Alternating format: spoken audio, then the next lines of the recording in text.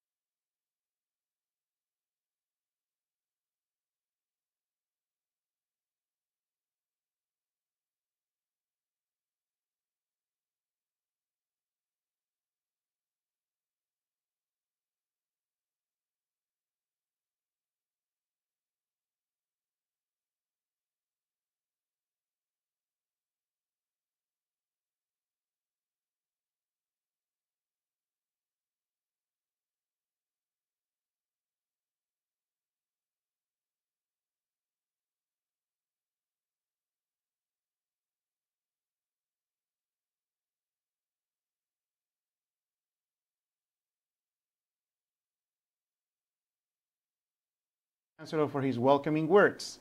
At this point, it's time to introduce our first speaker for our International English Language Convention 2024.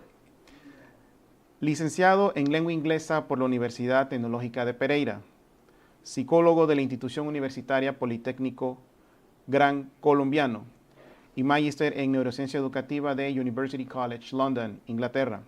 Actualmente es candidato a doctorado en Psicología Experimental, línea en Cerebro y Cognición de la Université Laval en Quebec, Canadá. Se desempeña como investigador doctoral en el Cerebral Brain Research Center en el área de neurociencia cognitiva, especializándose en emoción, cognición y conducta. Ha sido docente de Psicología Cognitiva y Psicolingüística en el programa de Psicología de la Universidad Católica de Pereira, así como docente en el Instituto de Lenguas Extranjeras, ILEX, de la Universidad Tecnológica de Pereira. Desarrolla proyectos de investigación sobre bilingüismo y cognición, actividad física y funciones ejecutivas y la relación entre la emoción y los procesos de aprendizaje y memoria.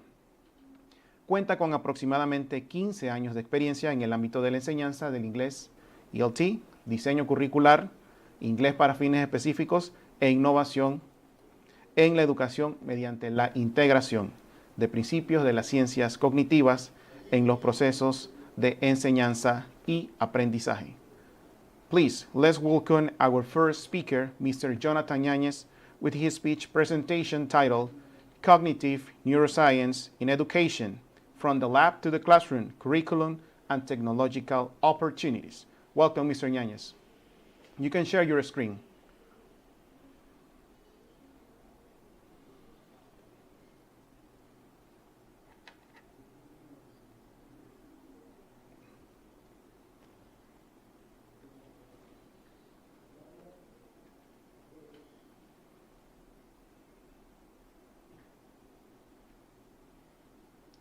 Yes, we can see it clearly.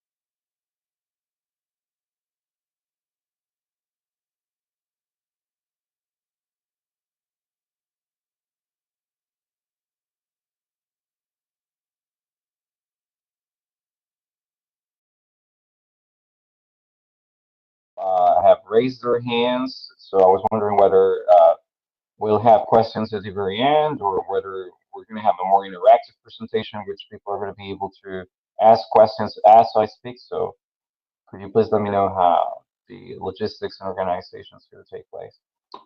Because I see that some people raise their hand. So, uh, so what I'm going to be doing today is that I'm going to be talking about the field of mind, brain, and education. I'm going to present a short introduction into what this relatively new field means and what we do and why we do it. We're going to be talking about neuroscience and education, talking about whether there's a bridge too far, despite the fact that I am a cognitive neuroscience researcher myself. I'm a rather skeptical individual in that regard, so we're going to see if actually neuroscience is relevant in education, and if so, to what extent and what's the scope of neuroscientific applications in terms of language learning and teaching. After that, we're going to move towards the concept of executive functions. I'm going to be talking about what cognitive control or executive functions entail. Perhaps it's a concept that some of you might already be familiar with, or perhaps it might be somewhat new for some other members. Uh, we're going to be talking about the neurocognitive considerations of executive functions, and then what the possible implications are in terms of teaching and learning. And finally, after having talked about cognition and neuroscience, then we're going to see whether uh, being able to grasp those considerations and the foundational knowledge from the field, it's going to yield to any sort of meaningful implication in terms of curriculum design and lesson planning, particularly in ELT.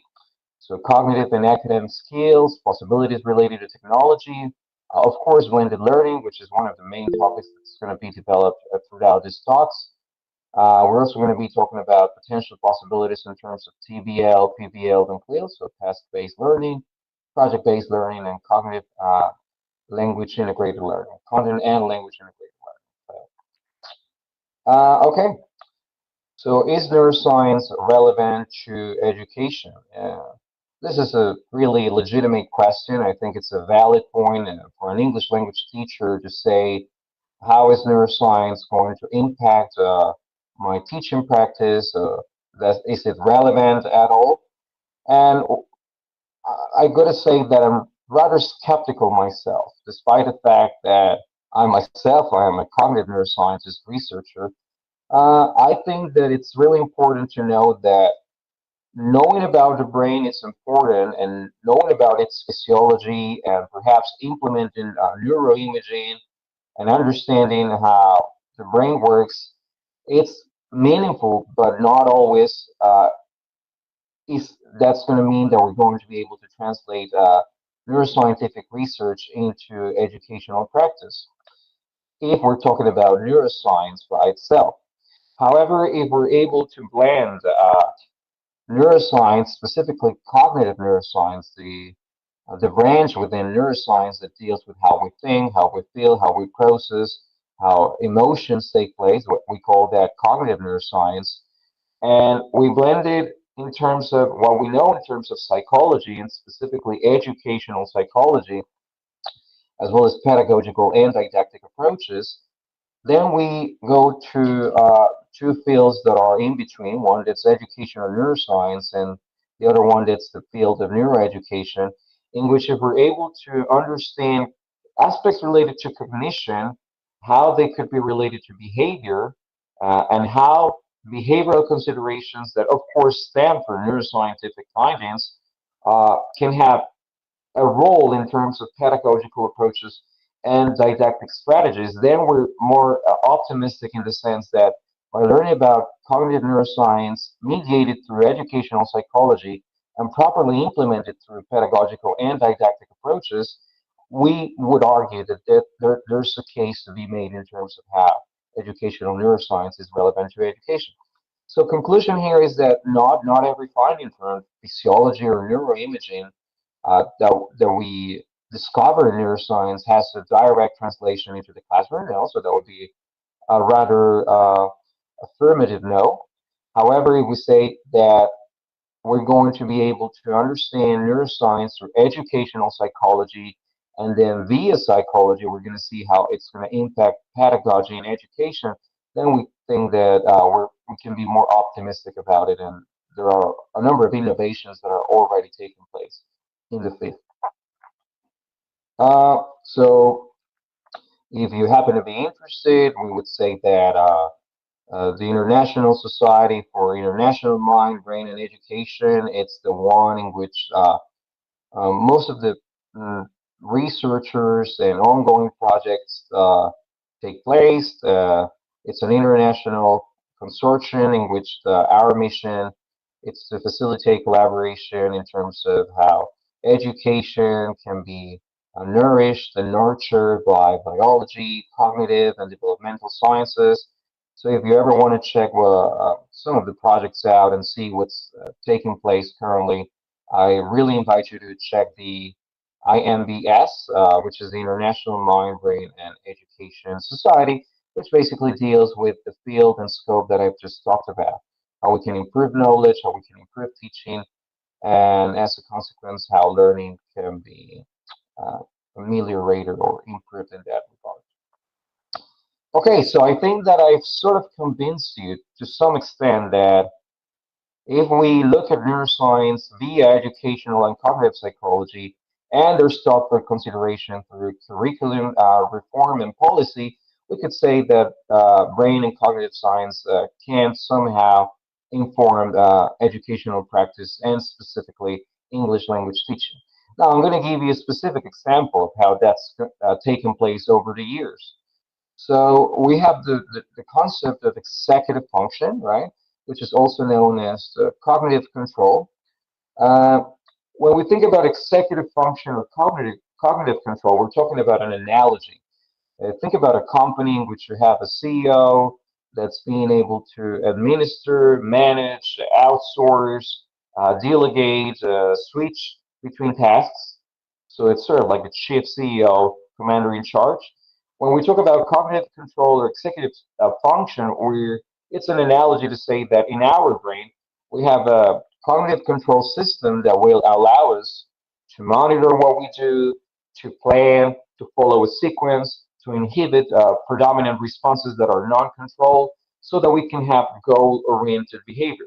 When we talk about goal-oriented behavior, we're talking about how, in terms of academic life, social life, professional life, we're able to adapt to our environment and we're able to accomplish goals and we're able to follow procedures and we're able to plan our behavior so that we can have successful adaptive processes to our environment.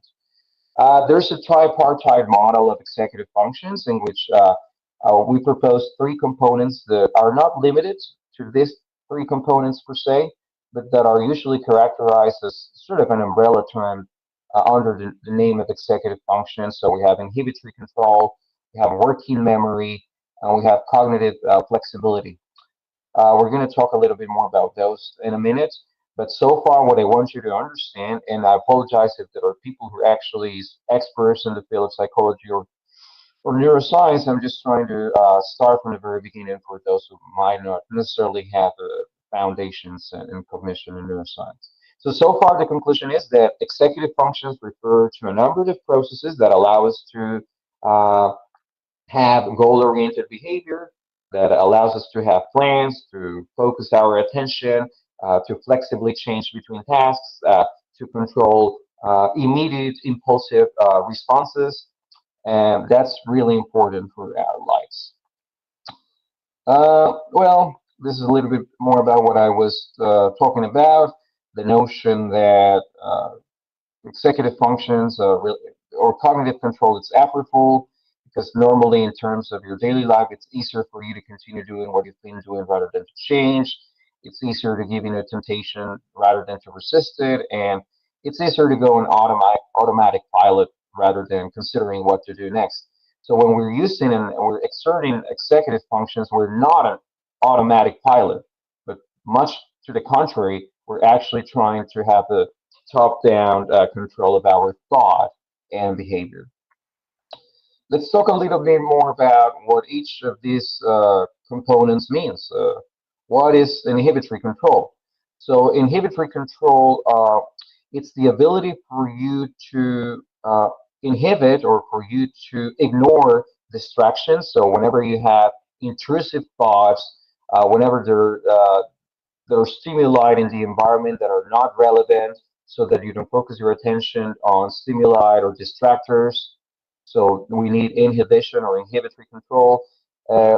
When you might be tempted to be impulsive rather than thoughtful, when you think about saying something that might not be socially acceptable, when you refrain from acting impulsively, and instead you think about what you're going to do.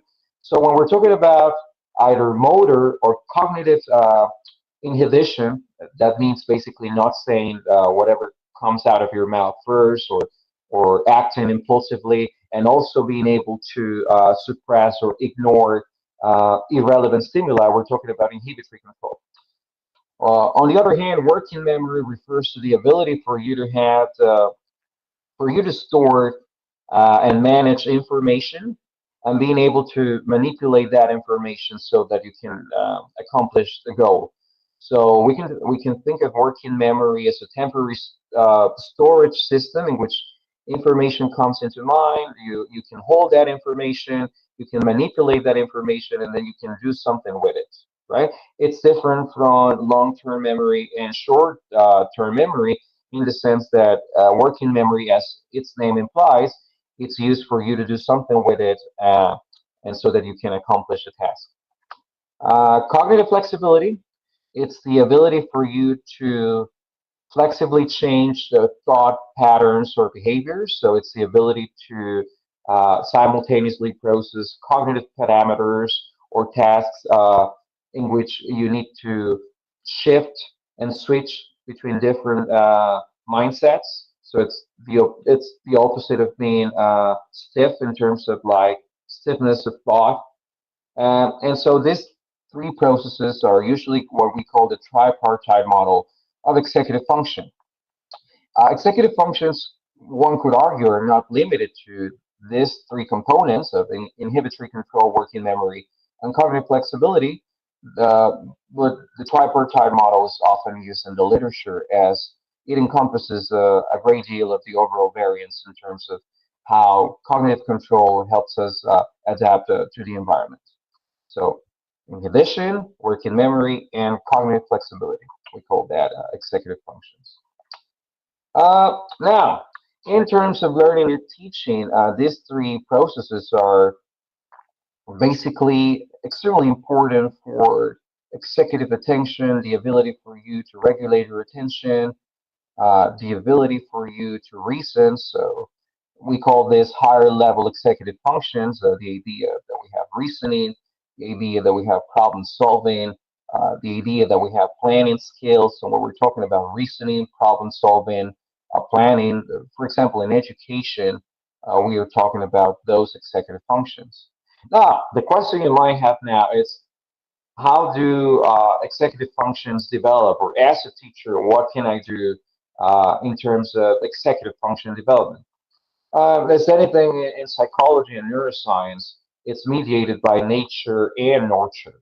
That means that there's a genetic component, that's what we're going to call nature, and nurture, it's related to the environment. So it's related to more of a social constructivist approach in that regard. So when we talk about nutrition, when we talk about parental and family support, uh, when we talk about education, when we talk about social cognitive stimulation, when we talk about reading, those are all extremely important factors that are completely related to executive function development. So SES, which stands for socioeconomic status, uh, parental schemata, all of those processes that are social in nature, plus genetic components, lead to executive function development. However, the conclusion that we can have now is that uh, the more stimulation and the richer the environment in which you're brought up, of course, the better executive function development you're going to have.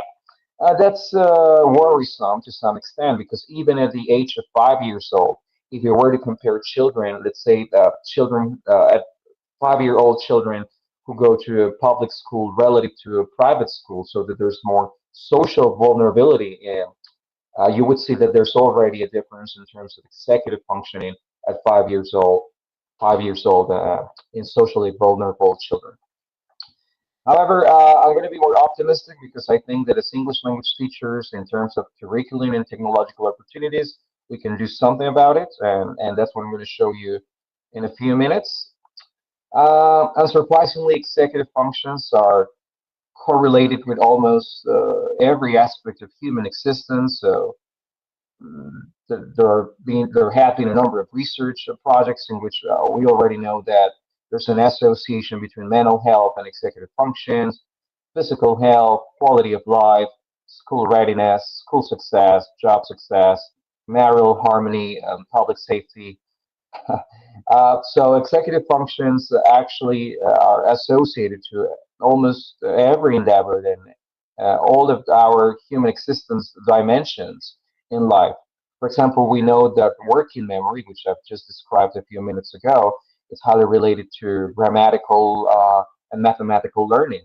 We know that inhibitory control is related to attentional problems and attentional control. So the fact is that if we are able to focus on executive control and we're able to promote it in our lessons, there's a high chance that these abilities might extend to other areas of our life. However, there's a caveat, because remember that I'm a rather skeptical researcher myself. We're not so sure that by training executive functions in online video games or that by doing crosswords, you're going to be more intelligent in that regard, and that if you're able to improve your working memory via an app or a video game, that's going to extend to all of these areas in your life.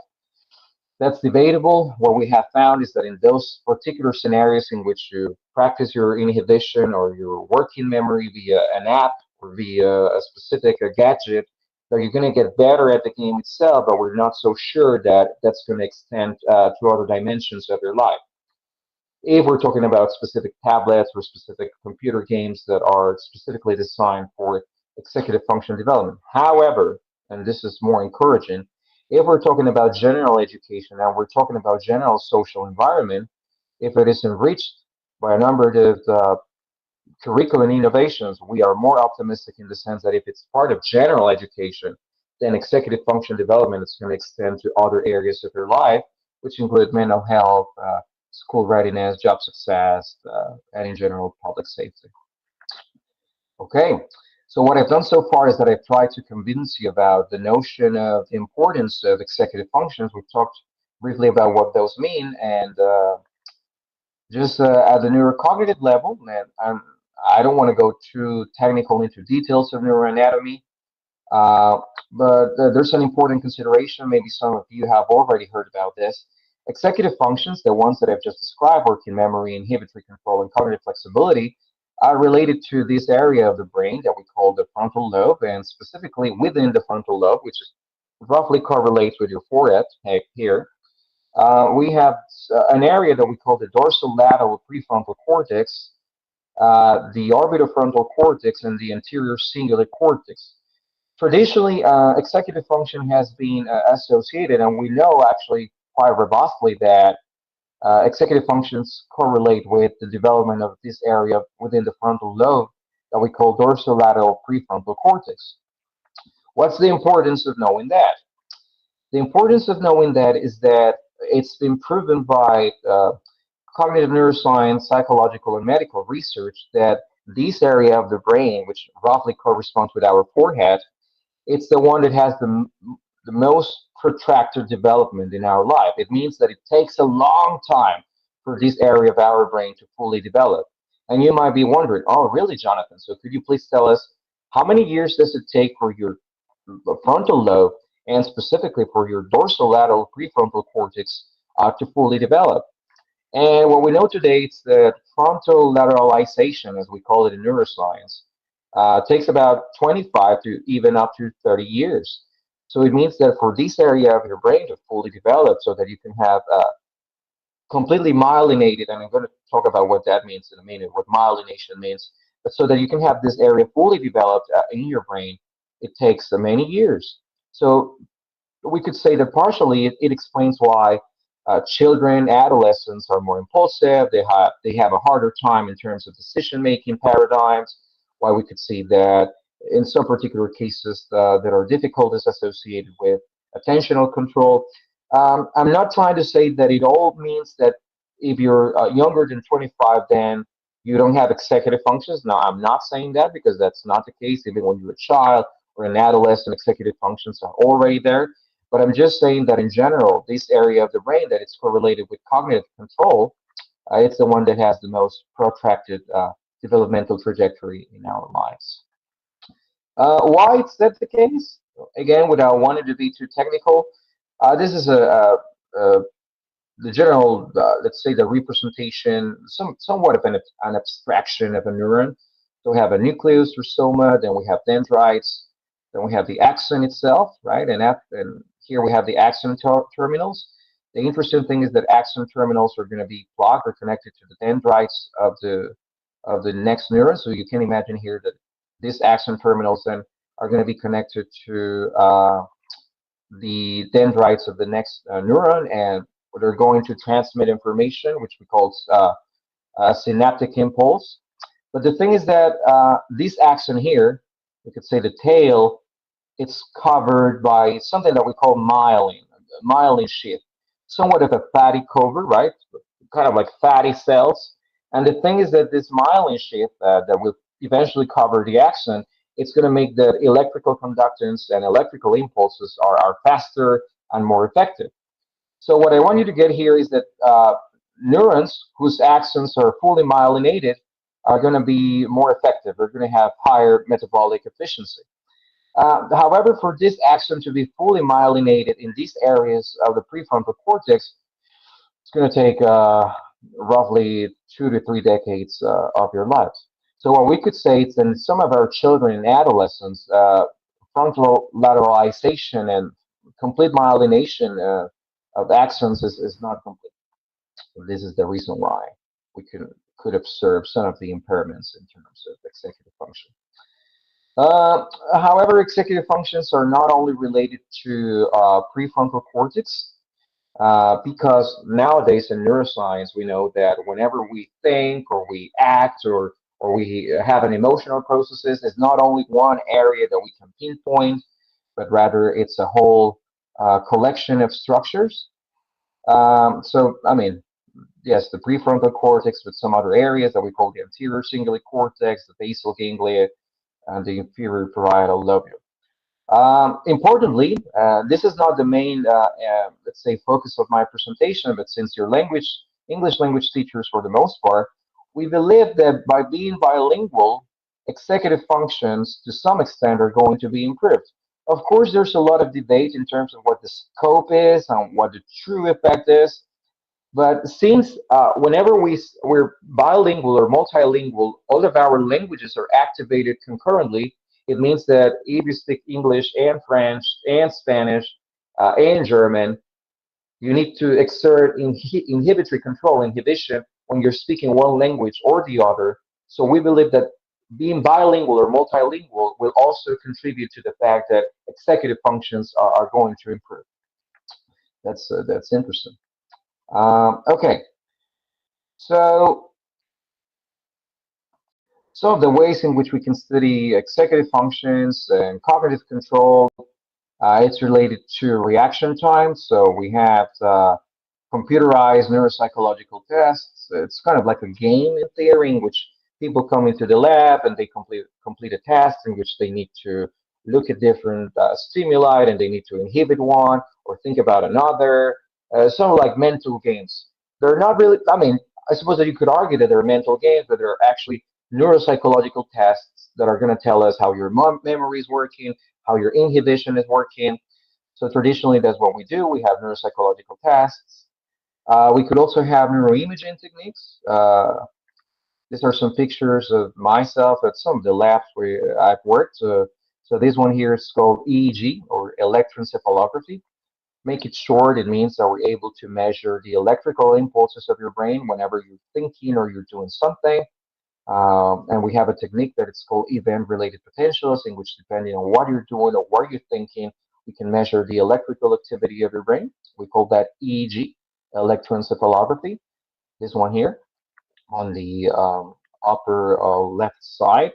And here the other pictures are a different technique that we call fMRI, which stands for functional magnetic resonance imaging, in which basically the rationale is that our brain needs oxygen, that oxygen needs to have glucose. So the more active an area is, the more oxygen and the higher glucose concentration it's going to require. So we try to look at the areas that are activated and that are more metabolically active whenever you engage in a task. Okay, this is just for you to have some general knowledge, but then let's think about how this knowledge from cognitive neuroscience can be relevant in terms of language, English language teaching and instruction. Because yeah, I started my talk by saying, okay, it's neuroscience relevant. Is it not? I said yes. If it is mediated by educational psychology and cognitive psychology, and also if it's considered wisely in terms of pedagogical and didactic approaches. So I've made my case that in neuroscience we've developed the concept of executive functions that we know that is related to the prefrontal cortex and specifically the dorsolateral prefrontal cortex, that we know that these components of working memory, inhibitory control, and inhibition will likely yield really positive results for your life. Then your question, if you're skeptical, if you're critical, could be, okay, I know this is pretty cool, but how is it going to inform my practice as an English language teacher? I suppose that I can have sort of like a success case that is related to technology as well and to blended learning. Prior to my experience in at Technological University of Grado, where I used to work in Colombia, and right now I am an external consultant. Right now, as it was mentioned as part of the introduction, I'm currently a doctoral researcher at the Sábado Brain Research Center in Canada, but I'm still a consultant, academic consultant, and curriculum expert for a number of universities in Colombia. So what we have tried to do is that, okay, we have cognition, we have metacognition, we understand that these processes are important. How are we going to develop those processes in the classroom and specifically via English language teaching? And what's the relation that that's going to have in terms of technology? Okay, so we wanted to be super teachers, like I'm sure most of you are. It means that you ask questions, collect data, analyze data, make sense of the data, and then take action. This is what we call a metacognition cycle that could be implemented both in teaching and learning. You can have students metacognition, you can also have teachers metacognition. You assess tasks, you evaluate strengths and weaknesses, you plan the approach, you apply strategies, then you reflect, then you monitor, then you control, so that you're able to understand what's going on in your environment. Okay, so about 2 to 3 years ago, we started a big project at Technological University of Grado, which I suppose that some of you might be familiar with due to some of the agreements that are currently taking place between Panama and Colombia. This is a 30,000 student university that offers both undergraduate and graduate programs in the city of Grado, Colombia, where I'm originally from. So we wanted to change our curriculum, our the different syllabi that are offered in the institution by knowing about neuroscience and technology, so that we could have better lessons, lesson plans that reflect 21st century needs, and that are also nurtured by cognitive neuroscience, which is what I do basically. So wanted to make of multilingualism one of the daily characteristics at the university settings. And so what we did is that we started off by talking about the Sustainable Development Goals from the United Nations. So you can know that you probably know that there are 16 SDGs, Sustainable Development Goals, that are related to poverty, education quality, gender equality, water and sanitation. So we knew that by implementing Sustainable Development Goals into the English language curriculum, uh, learners from our undergraduate and graduate programs were going to be talking about uh, topics that are specifically relevant for their professional and academic lives.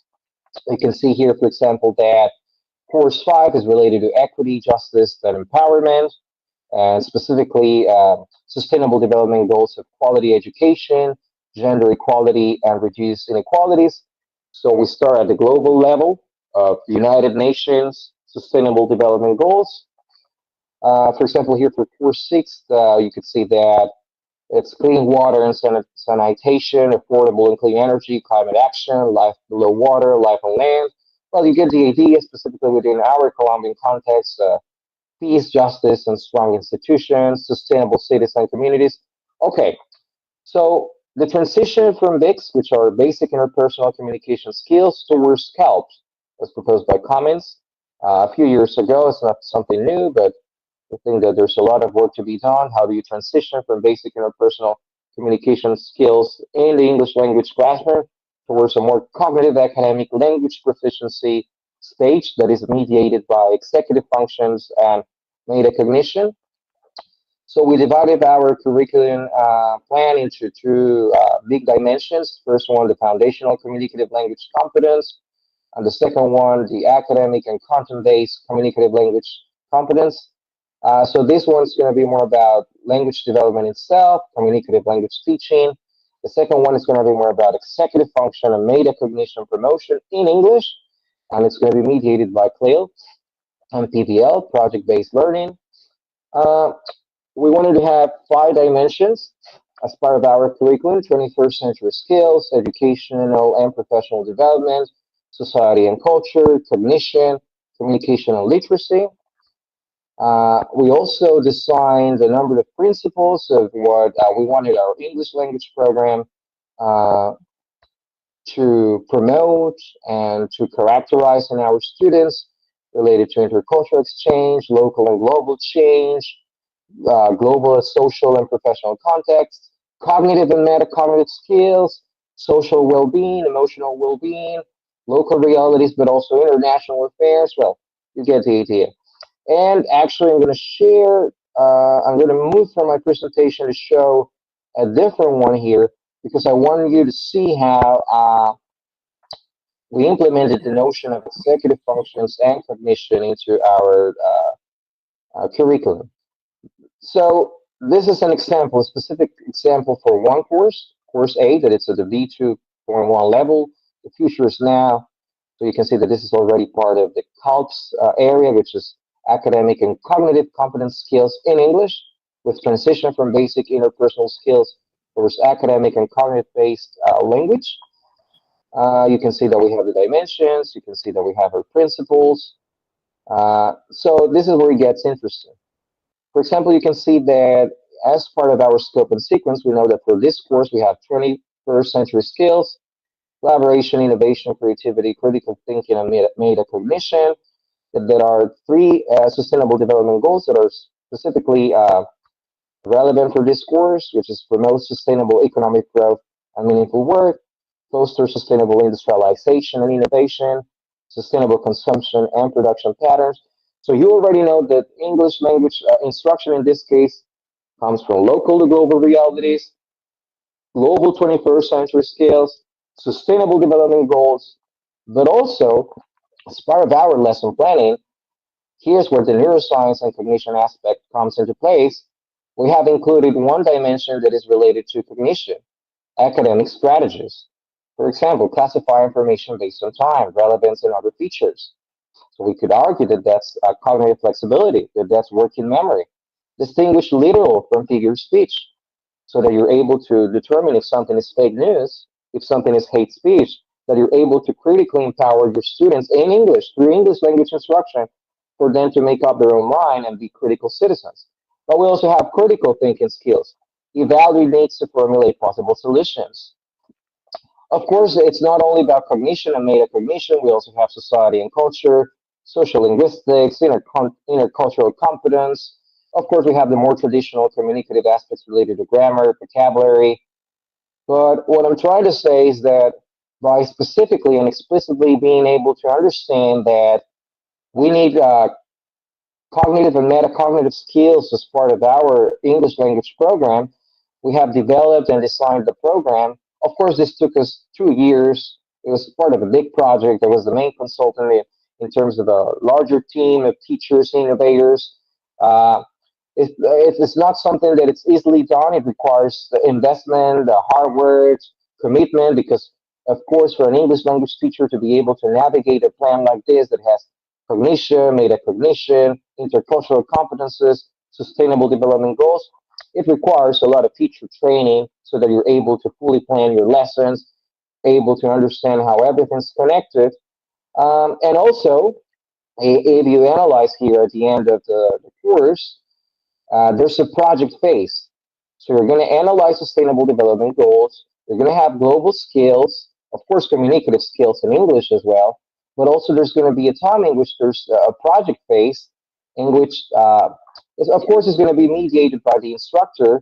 But there's going to be a project formulation that is related to sustainable development goals, so peace or sustainable development, or quality of education or health.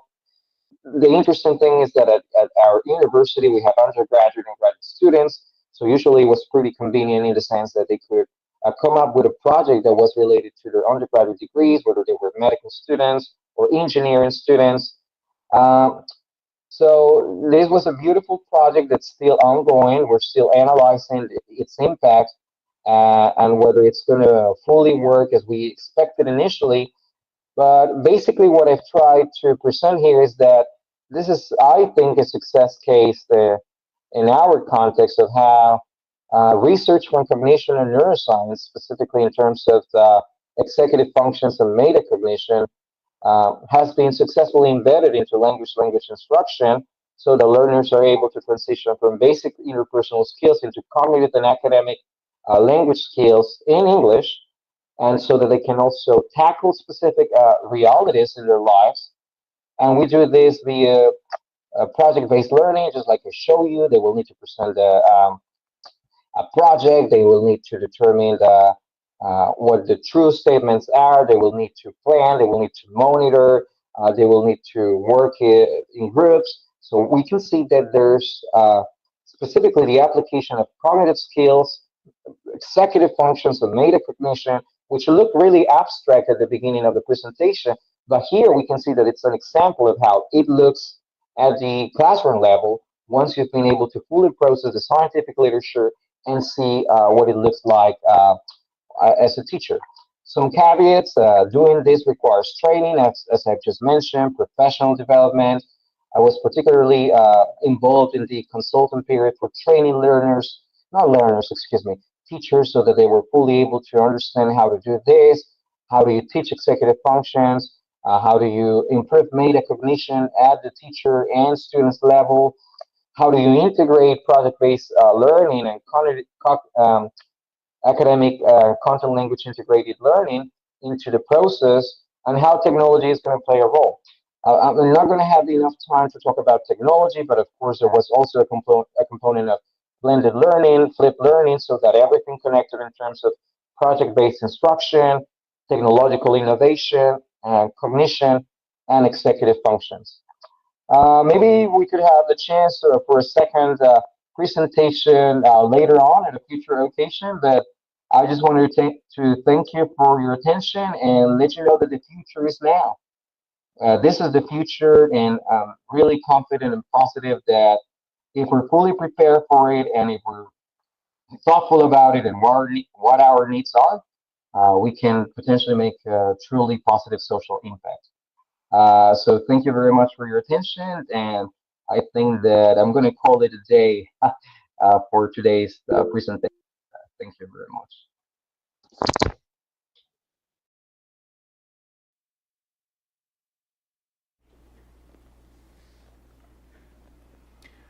Okay. I think that this information is so, it's huge information, but this is a moment in which we're going to start asking questions to Mr. Yanez. And I would like to start with one question from my side because there was one point that caught my attention. Based on you mentioned that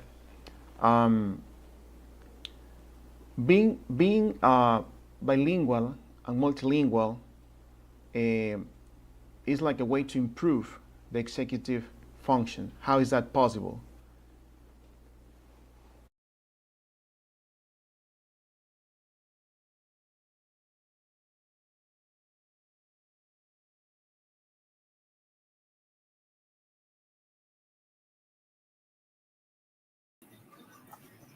Hello. Uh,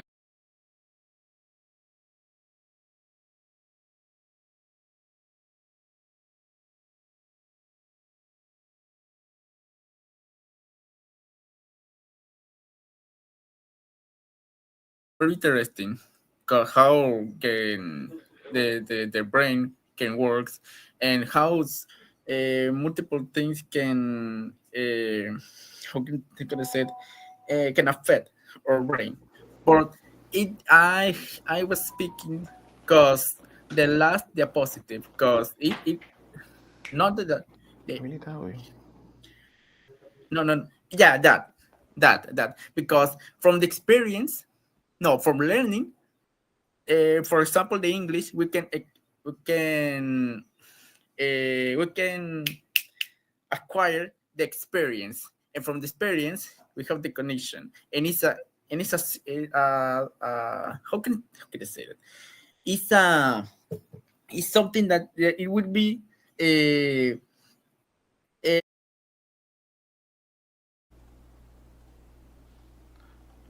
Good morning, Jaime. Jaime, could you please write down the question and I can read them to Mr. Yanez because I have some questions on the box. That was the instruction. Could you please write it down? So, Mr. Yanez, again, thank you so much for your presentation. We have some questions to you. The first one comes from Professor Vanessa Quintero. And the question is, with the rise of educational technology, are there concerns about its effects on brain development and attention spans in learners? So the short answer is yes, specifically related to screen exposure, meaning that how many hours children, especially if you're talking about young children, how many hours a day they're directly exposed to screens. We have found a negative correlation between screen exposure and mental health outcomes, meaning that there will be a higher chance of negative mental health outcomes the higher screen exposure times were.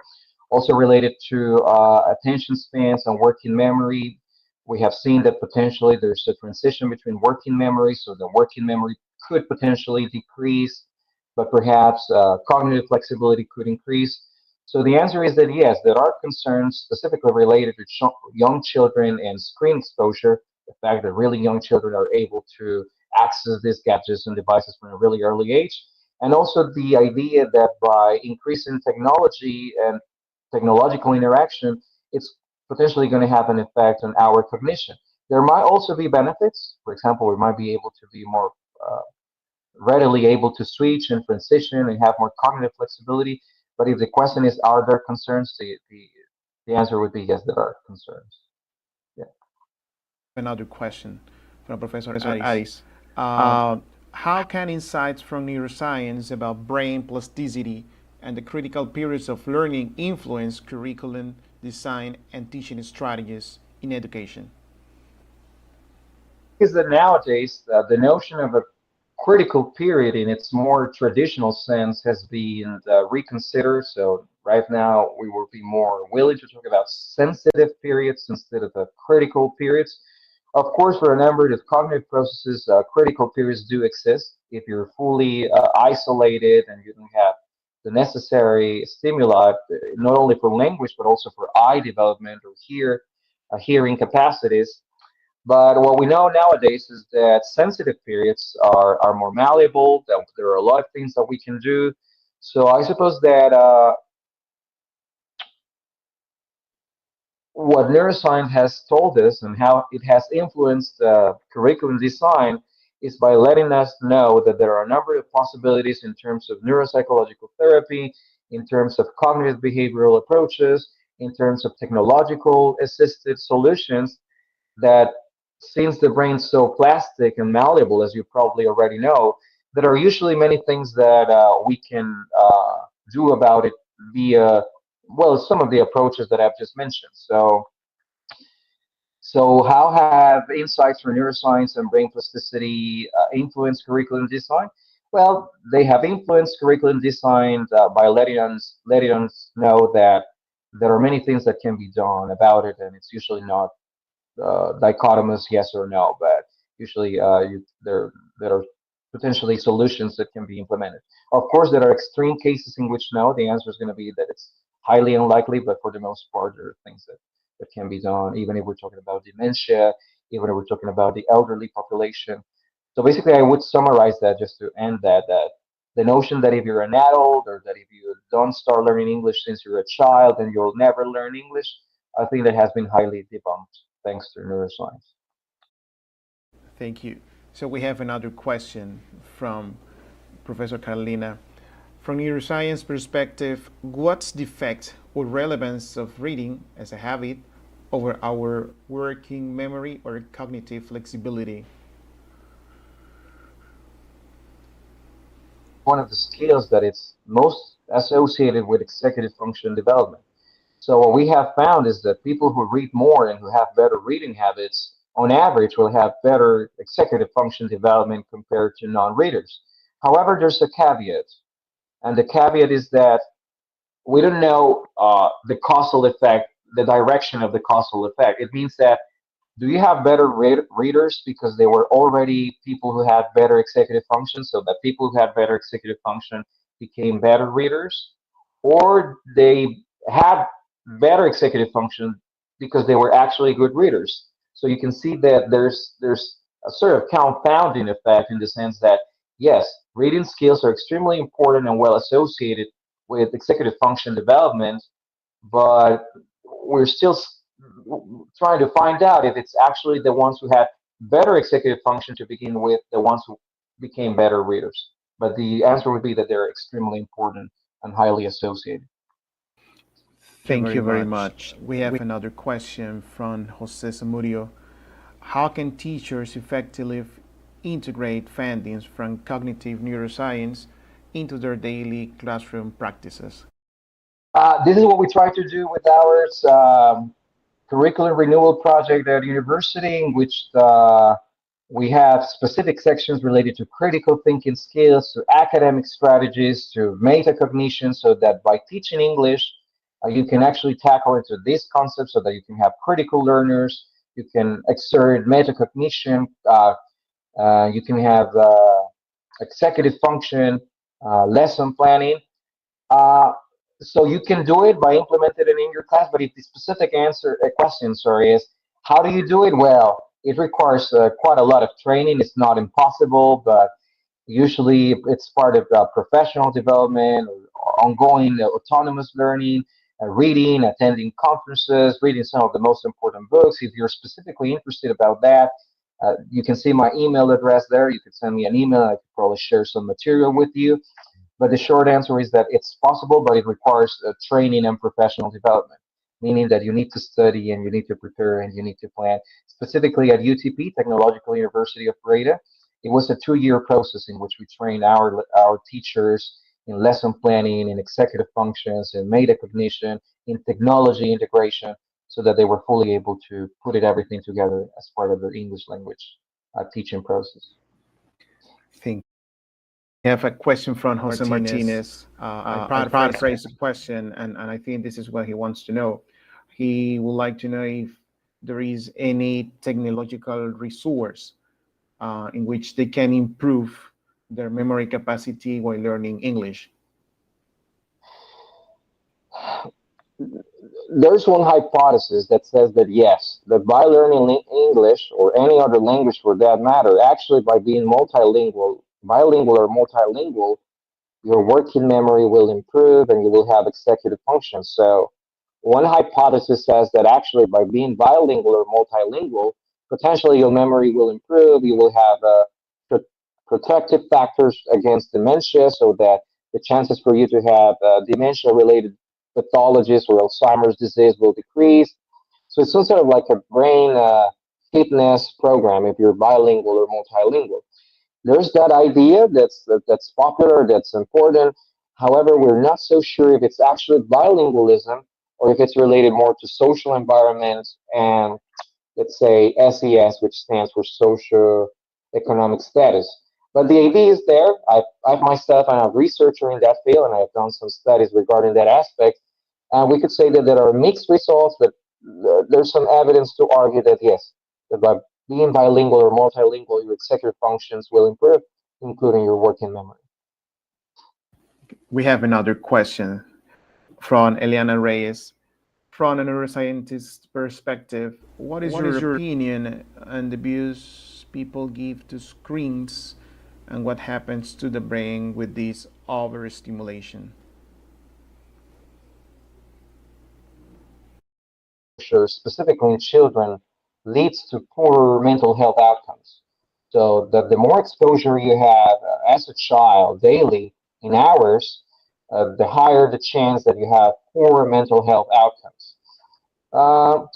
The thing with children and adolescents, but also with adults, is that if you're fully immersed in screens and you're isolated, and it's going to be at the cost of your social cognition and your social interaction, that are negative effects for the brain.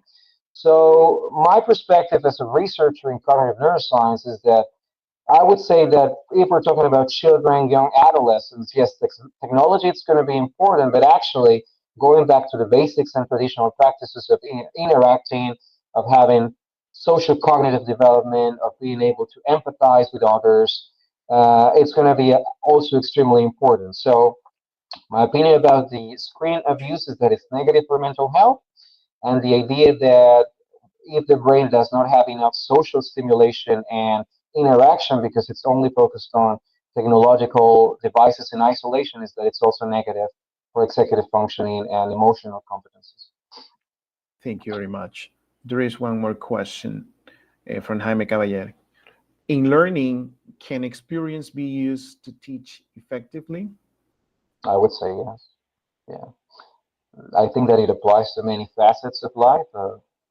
Experience and being able to, that's metacognition, because you're able to reflect, analyze, and plan based on what you've already gone through. So of course that if it's effectively done, your experience, it's of course a good tool for teaching better. If you've reflected, if there's a reflection process, if there's a metacognitive analysis of what went well, what didn't go as planned, what you could have implemented, what could be the real needs, I think that definitely in life, experience is one of the best teachers, not only for learning, but for many aspects of life.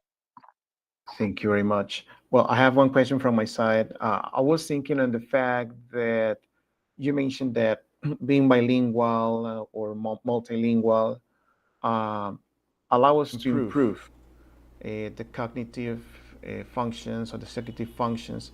Can you please provide us a reflection on that so we can leave the session with that idea, please? Like that's, let's say that that's one of my research lines. That's not the one I'm talking about today, but I'm a researcher in that area. So the general idea is that, let's say that I mean, of course, some of you speak many languages, more than English and Spanish, but let's, just for the matter of simplicity, an example in which you have someone who speaks Spanish, English, and French, right? Each language has the syntax, phonology, and semantics. In the brain, we have pathways, or we have connections that are related to English syntax, English semantics, English phonology, but also for Spanish and for French. So we have a lot of competition in our pathways. What we have found in neuroscience is that when you're bilingual or multilingual, even if you're speaking one language, just one language, you actively need to inhibit the other languages. So right now I'm speaking English. I also speak Spanish and French. So I need to inhibit my repertoire in French and Spanish, in syntax, in phonology. To simplify, we could say that that's some sort of like a brain fitness because our brain needs to be really metabolically active in terms of how it's going to inhibit one system and how it's going to promote the other system so that we don't have cross-language interference. So if we're talking about a brain that is constantly inhibiting, that is constantly managing information, that's going to be executive functions at all times. It's going to be cognitive control, working memory, inhibitory control. So we could say that when you have a brain that becomes more metabolically effective because it needs to deal with these processes all the time. Now, over the years, if we have that sort of experience as a bilingual or multilingual user, we would say that connections are going to be stronger and that they're going to process information at a more efficient metabolic rate. And in development, if you have those components for a number of years, they could become a protective factor in the sense that it could protect against dementia-related pathologies, the onset of Alzheimer, and also in general, it could improve your executive function. However, that's one hypothesis that I've been studying. Well, not only I've been studying, but the scientific community has been studying.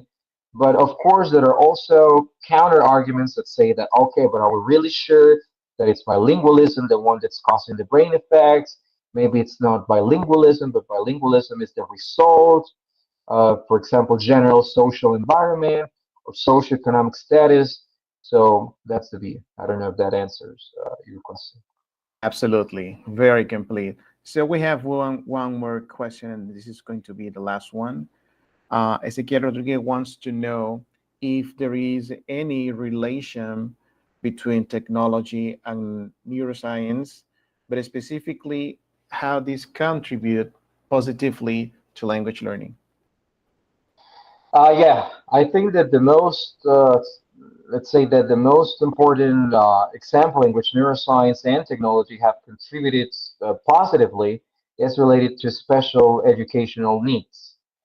So when you have students who have particular speech impairments or that they have hearing uh, or sight problems, meaning that they cannot see well or cannot properly hear, there are a number of software that solutions in which it's going to be completely customized so that learners with special educational needs have an easier time reading or they have an easier time listening.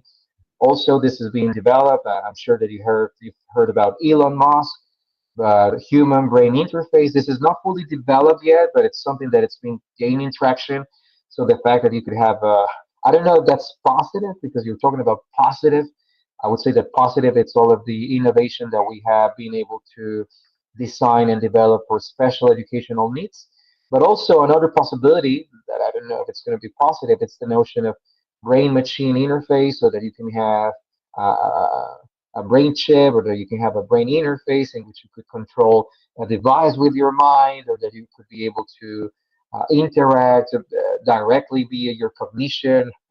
So there are some possibilities in which I don't know if it's going to be entirely positive, but at least for special educational needs, I think that the integration of neuroscience and technology has been quite positive because it helps people who have a number of impairments or psychological issues. Yeah. Okay. Is there any other question? Well, we have number of questions. I think you just provide us all the answers for our questions, Mr. Ñañez, and we are deeply thankful with you for this presentation. I think we all agree that this was one of the most interesting information And I will say that for some of is the first time we experience neuroscience from this perspective, which is, I know that it's a very complex topic, but it's still very related to language learning, and it's so important. So we want to thank you for your participation. In the name of the Universidad Tecnológica Edutainment and the School of English in Chiriquí, we thank you for this, and we want to have you later in the future, if possible. And thank you so much. Just in case you want to share some words, this is the moment before you leave the session. Well, thank you very much for the invitation. It was an honor to be here with you. I truly enjoyed this talk, and of course, I will be delighted to participate in future projects or talks. So thank you very much. So with this, we say goodbye to Mr. Jonathan Yanez, and we are moving to the next presentation in a couple of minutes. Thank you very much, Mr. Yanez. We were delighted with your speech presentation.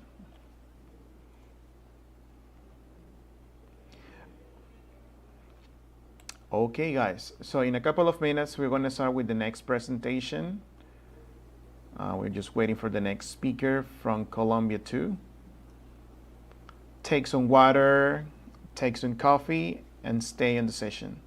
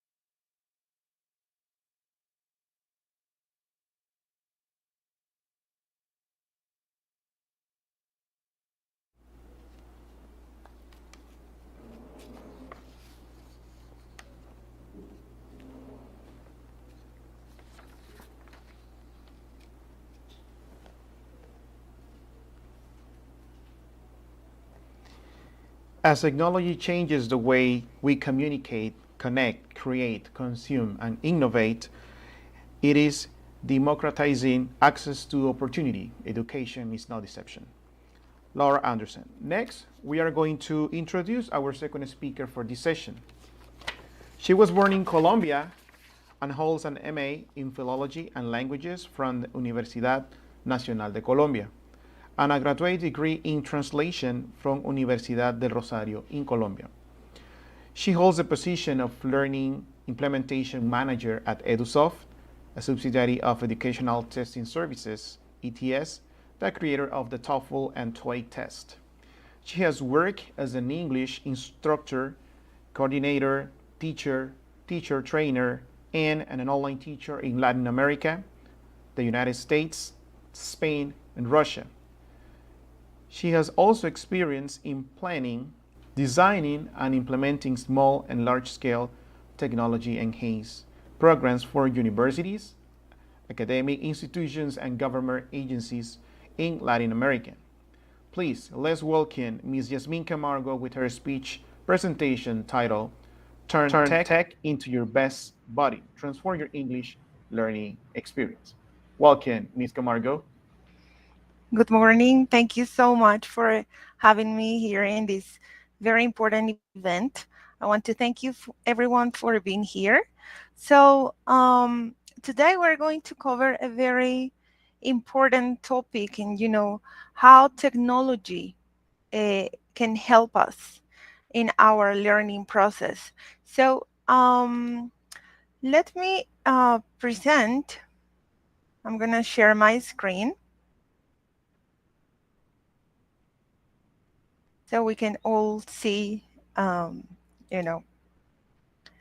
right, for some reason, it's not, I'm not able to share.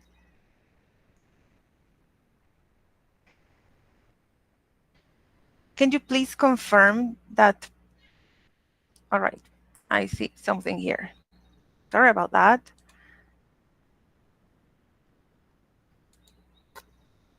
All right. So I'm going to start by, talking about different, all right, here. Good.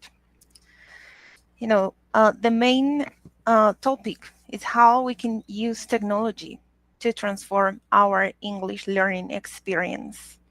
So, what we'll cover today? We're going to focus on 3 topics.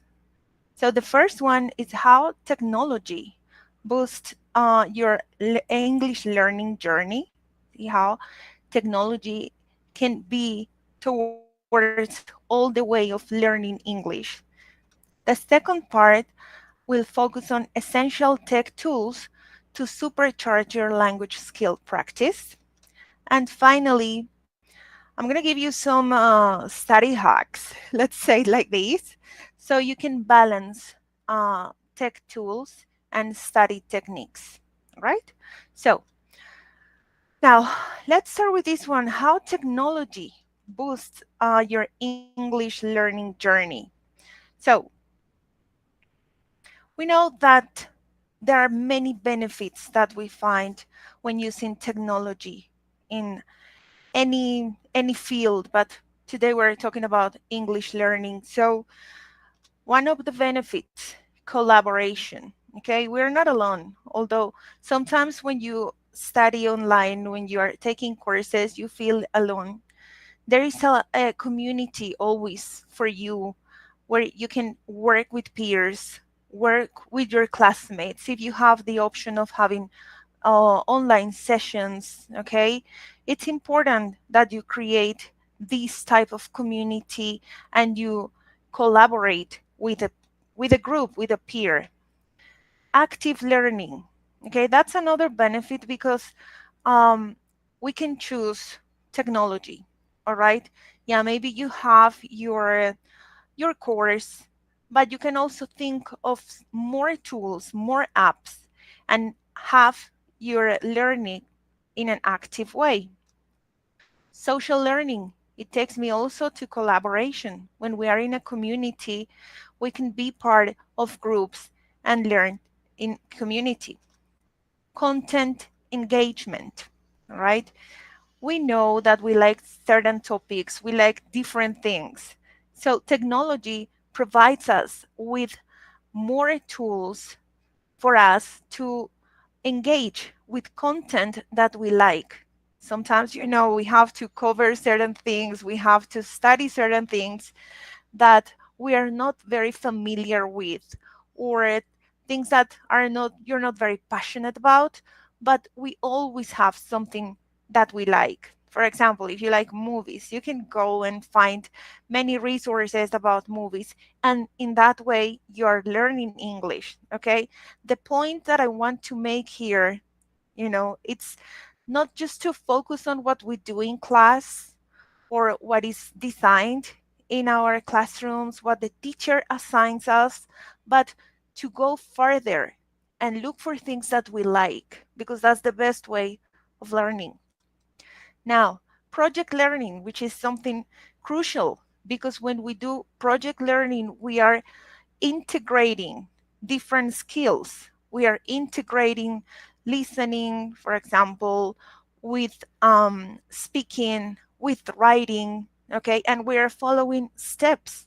It's not just to see English in isolation. It's not just to see grammar in isolation, but we need to put everything in context so I can be able to create and produce something at the end. Global exposure, okay? As we are using different tools and we are just, we are not just learning English to pass and to graduate, hopefully, okay? But to be exposed to the world. If we want to get a better job, all right, better opportunities, we're going to be exposed to the world. Now, no boundaries. And this is something that I like about technology, because we can study, we can expand any topic anywhere, anytime. Yeah, there are no limits. The sky is the limit, as someone says. All right, cost saving. Sometimes it's cheaper because you have access to tons Sorry for of interrupting, Ms. Camargo. sorry. Yes, Are sure. you have the presentation mode in your PPT? Because we are not following the slides. I'm sorry about that. Let's see, because I Can you was please sure that. check? Sure. I'm sorry But about this, because I was there sure is that. there is a Uh-huh. mode is not projecting on the screen.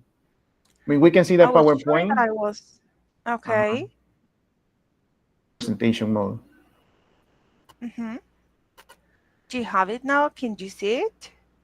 We can see the PowerPoint, the slide you're talking about. Let's think about benefits of using technology. Yeah. Uh-huh. Yeah, But that's yeah, the one I'm at still. Okay. thank you. Thank you so much for letting me know. Thanks. All right. Let's talk about another benefit, that is self-direction. Okay, because I can go at my own pace. I can, let's say, study like specific time every day. So in a way, I'm monitoring my learning, all right? And I'm guiding, I'm more independent. Now, communication, I have different tools to communicate when using technology. Sometimes, when we are in a face-to-face class, we don't have much time to practice communication, to talk. But technology provides us with those tools so we can work with the platform, for example, and get feedback. So we can work on our pronunciation skills, but we can also find different apps and websites where we can interact with other people and promote or dedicate time to our communication skills. Value diversity, it also has to do with global exposure, because we can interact with people everywhere, all over the world. Accessibility, as I said, we have, we can access technology anywhere, anytime. All right. Now, let's check out some ways technology enhances English learning. Okay, how we can use technology. So we can use interactive learning tools like online platforms that are structured for us to learn English in a very friendly way and structured. Just, please keep in mind when you are using technology to use something that you feel comfortable with, something that you feel that you are learning, okay? Because there are many tools. So we need to be very, let's say, not say picky, but we need to know what we want to get in order to choose or select the type of tool that we want to use. Another way that technology enhances English learning is by immersive experience, like for example, virtual reality, okay, AI powered chatbots. Now, access to authentic content. We have the possibility by using technology to get authentic content. For example, in movies, TV series, when we listen to music, we are hearing different accents, right? And that helps us learn English. Ebooks, audiobooks, for example, those are some tools that we can use and get access to authentic content, not just what we have in our courses in a book, but we have tons of resources. Now, personalized learning, okay? We can adapt, we can, as I said, we can choose the type of technology that we want to use according to our learning style. If, for example, you're more visual, okay, you learn by seeing, there are different resources, for example, flashcards, where you can incorporate vocabulary by having the images, right? So it has to do with the way you learn. And that is why it's so important for you to analyze the way you learn. Okay, do I learn better when I read, or when I see something, or when I do something? Okay, so because those are key points when choosing technology. Another aspect of personalized learning is that you can track or monitor your progress. Okay, it's very important, not just to, when you have the teacher, to wait for the teacher to give you feedback, but for you to also check yourself, self-evaluation, self-assessment. Okay, what am I getting?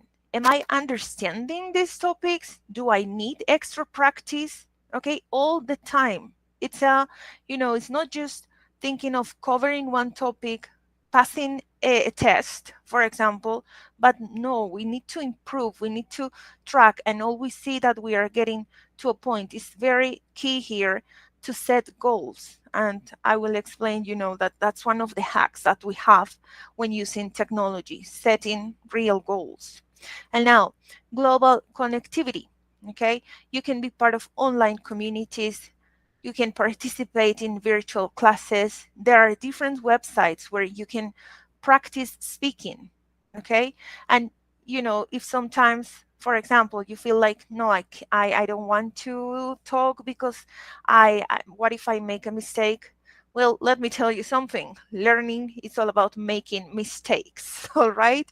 So it's very important not to be afraid of that, but to know that it's part of a process, that we learn from mistakes, and then, you can be part of those communities and to connect globally with, different people in different areas, not just, something, if you want groups from your expertise. Let's say you're studying IT, you're studying medicine.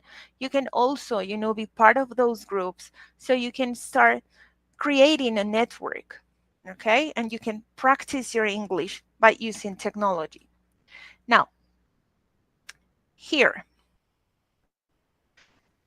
technology transforms English learning by making it accessible, yeah, because you can have technology anywhere, anytime. Interactive, because even if you are, let's say, working in your platform, in a course, you have activities where you can interact, okay? Either if it's with a machine, if it's with an app, with a tool, or with a group of people. So we need to have that interaction.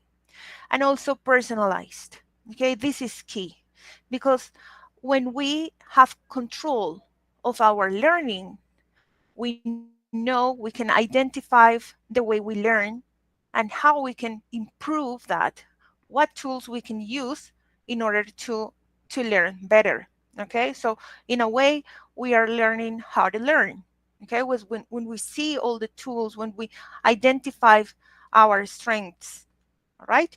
And now this takes me to the second part of the presentation, which is essential tech tools to supercharge your language skill practice.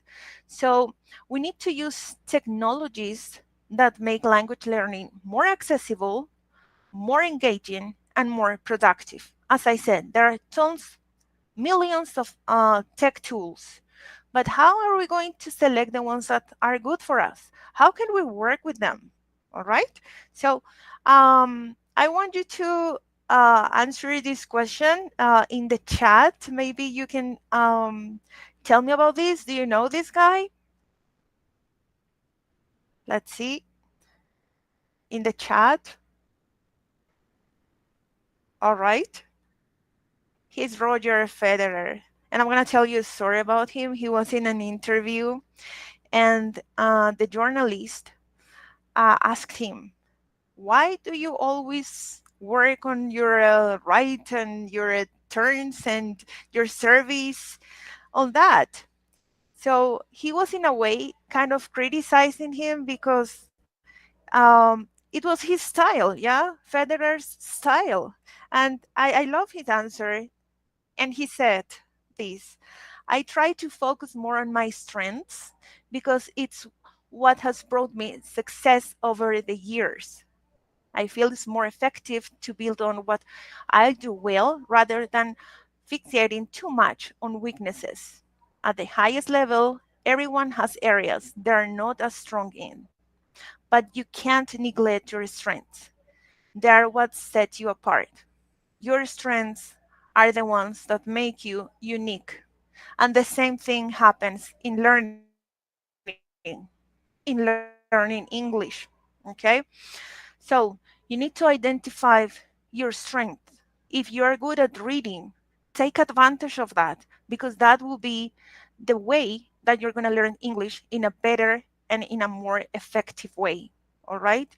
I'm not saying that we need to deny or put aside the weaknesses. Okay, so for example, here Federer's approach is not about ignoring his weaknesses, but rather ensuring that his strengths remain his foundation, the things that define his game. The same in English learning, right? So identify the things you're good at, the things that you feel Hello, more hello. comfortable. So Sorry for work. interrupting you, Sure. but I think you get stuck on slide number 4. Oh, I don't know what's We going on we, here. we are observing that just slide number 4. Slide number 4. Okay, I don't know what's going on because I'm presenting. Yeah, Okay. that sometimes that happens. You Um. you have you see the changes on your machine, but Yes. the audience is not observing. Now, I think you are showing slide number 9, but we missed the previous ones. Oh, you missed the. Okay, I see. Yeah. Sorry about that. I don't know why it's happening. Maybe should I? I'm gonna switch off my camera to see if maybe that improves. Do you think the delta, the connectivity? All right. Well, I don't know exactly. I don't know exactly. Sometimes that happens, because I teach using this system, and sometimes the students tell me, Professor, you are not advancing with the slides. Sometimes happens. This is Oh, probably the connection. I don't know. I don't know. I don't know, but thank you so much for telling me. Okay, so can you see it now?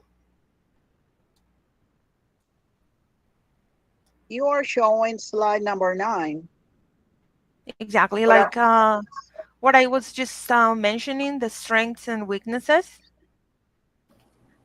no, no, So we no. can see That's what I'm the telling you. slide, You get stuck but it's not on on the slide presentation number mode. So 4. when you're speaking, it doesn't move to the next one. So we can see the slide right now, but now you just click probably and it move ahead and back, but the presentation is not really on the presentation mood. You know what I mean? Mm-hmm. Yeah, Like because I full screen, was, like the full screen. yeah, I was doing that. I'm gonna do it again. Yes, yes, probably it So works. let's see, because I was sure that it was showing here. Okay, let's see. I'm gonna share the whole screen. You know that I would need to. Okay, let's do this in order to to check if now you can see the. Okay, let's take it from here. Now, can you see the screen? Technology Now it's transforms English. okay. Thank you very much. Thank you so much. Thank you for letting me know. So just to, to kind of wrap up a little bit what we have covered, what we have discussed until now. So I was talking about technology, how it transforms the English learning by making it more accessible, interactive, and personalized. All right, and now I want to talk about some tools to supercharge your language skill practice. We're talking about practice and how technologies can help us and can make learning more accessible, engaging, and productive.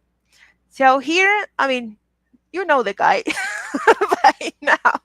The ones that didn't know him, you know now that he's Federer, and you know the phrase or something that he works on. Yeah, and I want to emphasize here that we need to work on our strengths, not just the weaknesses. For example, and this happens sometimes in classes, when you have some your difficulties or challenges, let's say, in listening. Okay, you say, I play the audio, I play the conversation, and I cannot understand. I don't understand. So there are tools that will help you reach that part. Okay, so don't get frustrated because you are struggling with a skill. You take advantage of the good things, the things that you're good at, the skills that you're good at. For example, if you're good at vocabulary, okay, because let's say you learned 3 words every day, and then you say, okay, for me it's easy to remember the words, but just not focus on the words. Go a little bit more, okay, and put those words in context, but you're taking into account your strength, something that you're good at. All right, even if in your classes the teacher knows that you are struggling with reading and is giving you reading assignment, reading assignment, reading assignment. I mean, if you don't like it or if you don't feel comfortable, you will start like don't liking English because you say, okay, again, this again. So now this is a way of taking advantage of technology and saying, okay, I don't, or I'm not good or that good at reading, but I'm very good at listening. So just, look for a tool, look for an app, something that will help you learn that topic that you are learning in class by using a different skill, listening. So for example, if you like podcasts, if you like music, if you say, okay, I want to watch a documentary on that topic, go for that. All right, so you will be identifying your strengths, you will be building your learning, and you will be more successful, and you will be, of course, also working parallel with your weaknesses, but it's not going to be the main thing in your learning process. Okay, now let's identify what's your strength: listening, writing, vocabulary. Maybe you're very good at reading, speaking, or grammar. All right, so think about this, okay, the way you learn better. Which of these skills you feel more comfortable with, because that's going to be your point of of learning. That's what's going to help you learn. And now let's check here the platform. I want to show you some tools that we have, okay, in order to work on those skills. So I'm going to present a platform. all right, where you can see different tools, different resources, so you can take advantage of them, and you will see how you can work on the, on those skills, on those strengths, and on those, of course, um, let's say, yeah, to improve, to learn better. So I'm gonna stop here because I want to present something else. Now I need to go to the platform. All right, let's see. Okay, I'm going to continue with all the screens so I won't have any technical issues. I won't play the recordings or the listening parts because I prefer that you see how we can use the platform. All right. So for example, when we talk about vocabulary, when we talk about grammar, make sure that we always put those things in context. As I tell my students, I don't want you to be like dictionaries with legs, because yeah, we can have vocabulary, we can know the grammar, but if we don't know how to use them, they are meaningless. All right. So for example, if you're visual, you wanna have some access to vocabulary, this type of activities is great for you.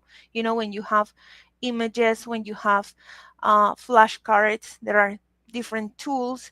So there are different alternatives, different practices that you can use to build your vocabulary skills. Also, in terms of grammar, we are going to see the structure, but it's important to know how to use the grammar in real world.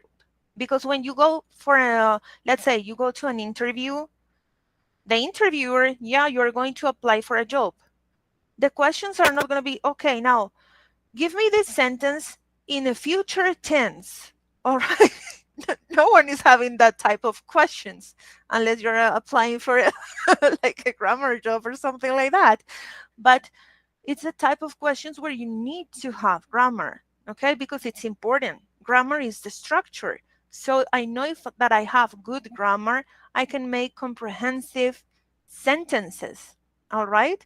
So that's why integrating vocabulary and grammar into communicative contexts is key. We cannot just learn vocabulary, learn the rules, but not to put them into context. So this takes me to this part of the presentation where we're going to integrate skills. Okay, so we were going to see vocabulary, grammar in context. Always make sure of that if you're studying a structure, you have something to develop. The recommendation is to start with comprehension. By comprehension, I mean you can do reading activities, listening activities, all right? And then you move on to production, because you know that we have seen that when someone is asked to say something, to write something, it's not that easy. The person struggles with that. Okay, so when you are going to move to production, when you want to speak, when you want to write, make sure that you have vocabulary, that you have certain structure, all right, that you are familiar with a topic, because it will be very unfair for you. And that's a way of not having or not feeling motivated to learn English if I just throw you a question, okay? Like, anything. What do you think about the match between Colombia and the other team, Uruguay, last night? If you are clueless, if you don't have vocabulary, if you don't have like a clear structure, it was going to be, difficult for you. So if previously you had to do a comprehension activity. So here, for example, we have a video. And there are certain steps that you can do while when you are or when you want to do let's say, a listening activity. So for example, usually the platforms, the tools have images. So before listening to the conversation, before going to the audio, read the images. They gives us a lot of information. For example, I can ask you, where is this conversation taking place? Who do you think they are? What do you think they're talking about? So you're brainwashing, okay? You're preparing yourself to the next step, okay? You're not like, okay, listen to this, and you're like, okay, what's going on? You have information. So always make sure of, if you have images, to take advantage of that. Now, let's continue. Once you have uh, asked yourself your questions, those questions in class or by learning by yourself, yeah, when you're working by yourself, you can do this, and now you can start listening to the conversation. Right now, I'm not sharing audio, so you're not going to hear anything, but I want you just to give you the, some strategies. So we can, start listening to the conversation. And now we are going to use different tools that this platform provides us with. For example, okay, I think this guy is talking too fast. So you can change the speed, okay, of the audio until you reach normal.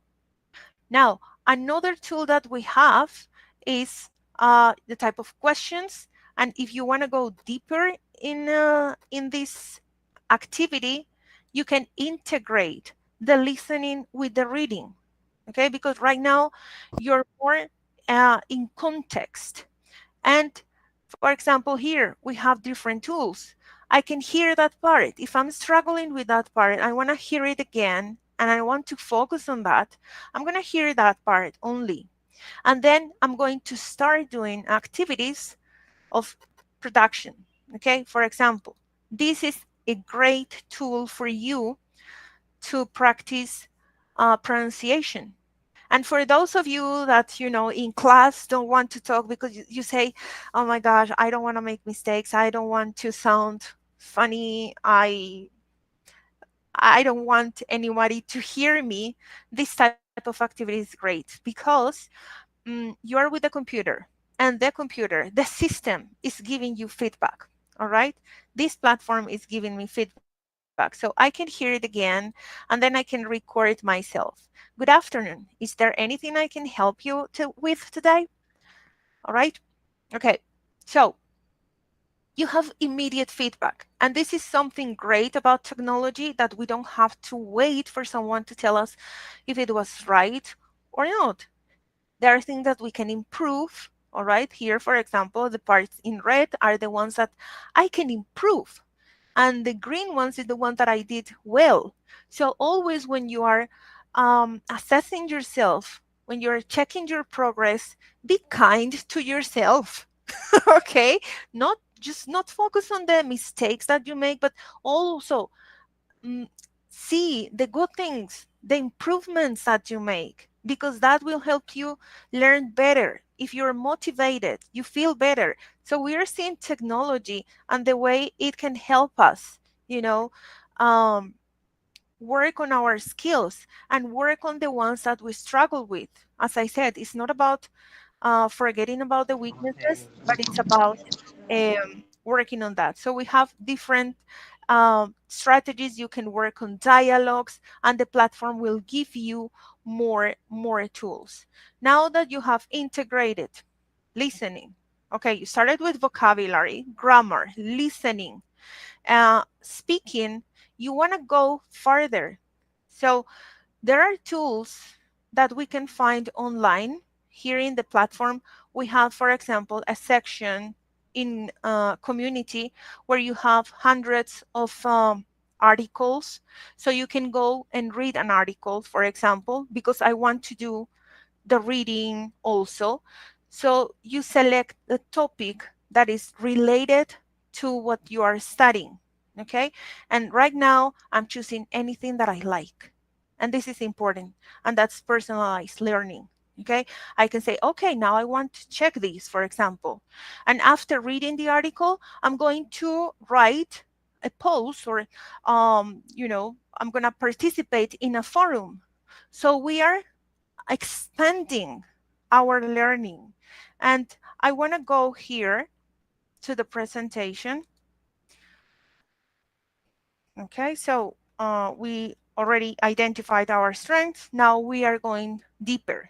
Okay, we work on the platform, but if we want to do an extra mile, that's what I say, we have different tools. For example, forums and Q&A platforms. We have messaging and community platforms, AI and chat box, where you can interact, you can practice the writing, you get immediate answers, and you can continue a conversation by writing. So tech podcast and YouTube channels. Okay, I'm talking about technology specifically, the ones that you see here. Some of them are just specifically for technology because I was showing you a lesson about technology, but my point is that you don't need to just be in a box. By being in a box, I mean just to have the content that you are presented in class. You can go and explore more tools. You can also be part of tech conferences and meetups, for example. So it's all there.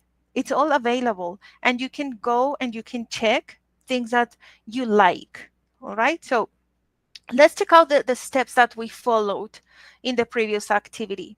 So first, we checked vocabulary and grammar.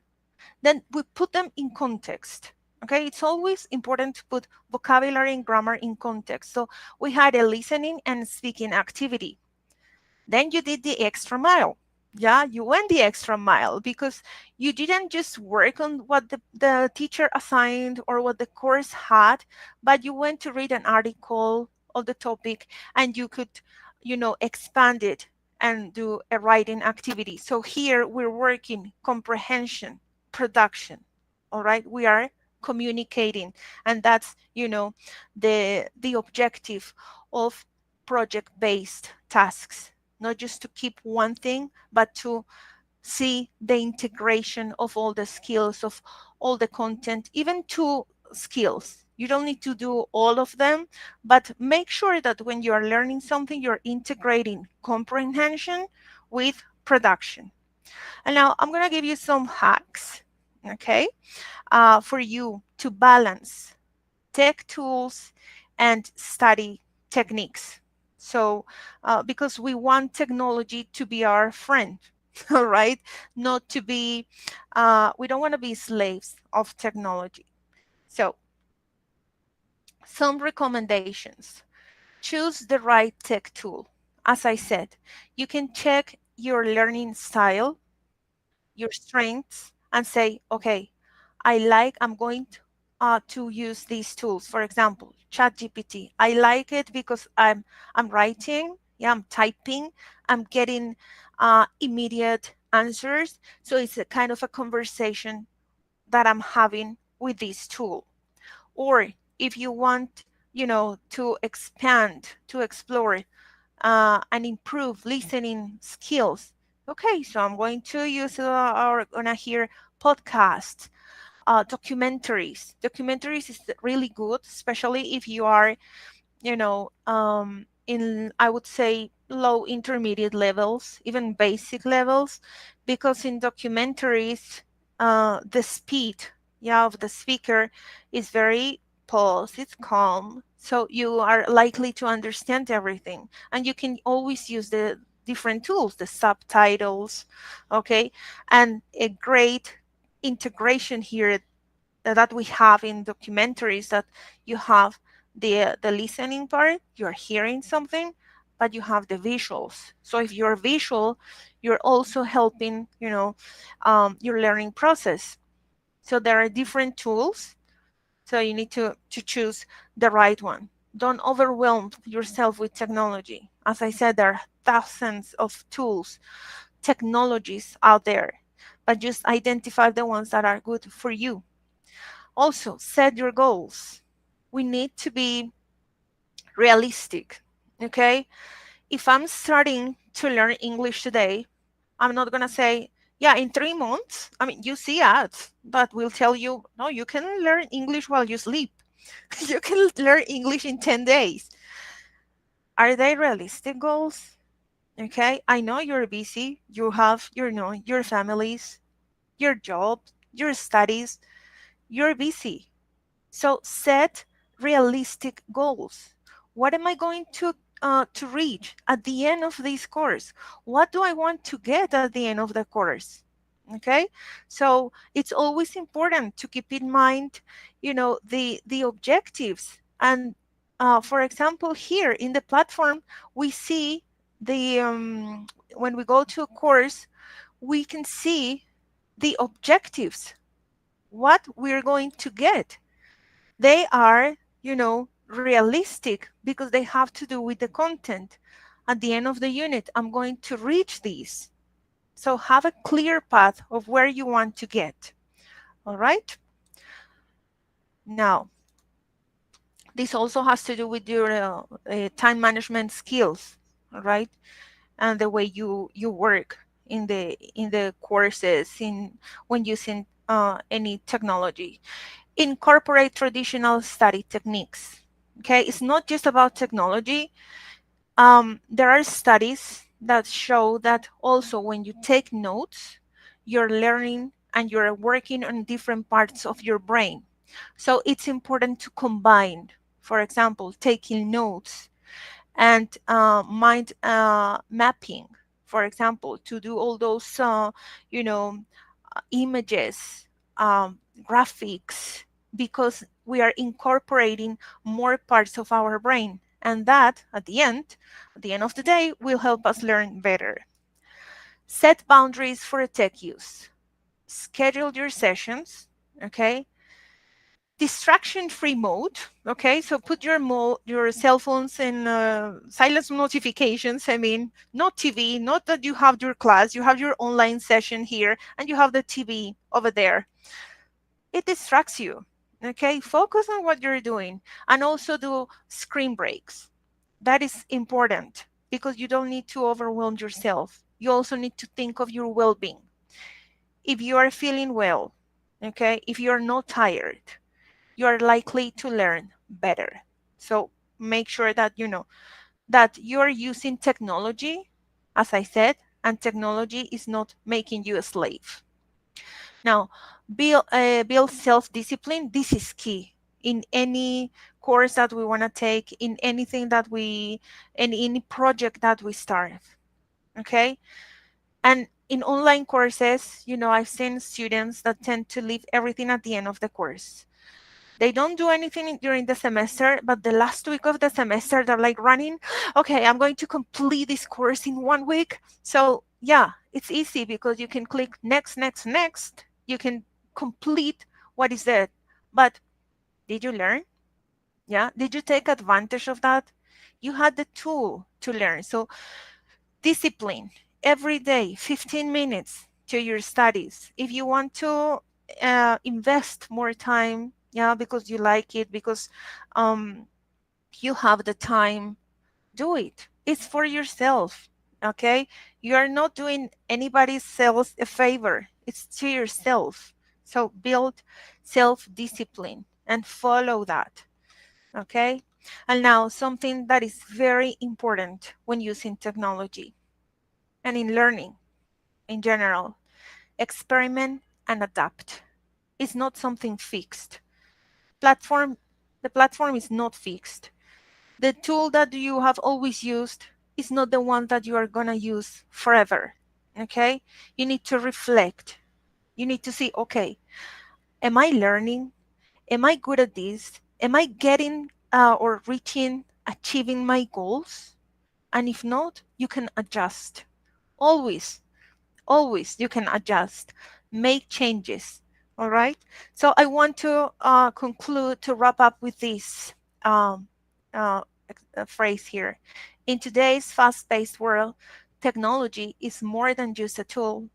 It's your ultimate learning partner. Embrace digital resources, apps, and platforms to supercharge your English skills in fun, interactive and personalized ways. Okay, so this is, what I wanted to present. I'm going to stop sharing, and now we are moving on to questions. So I'm going to stop presenting here.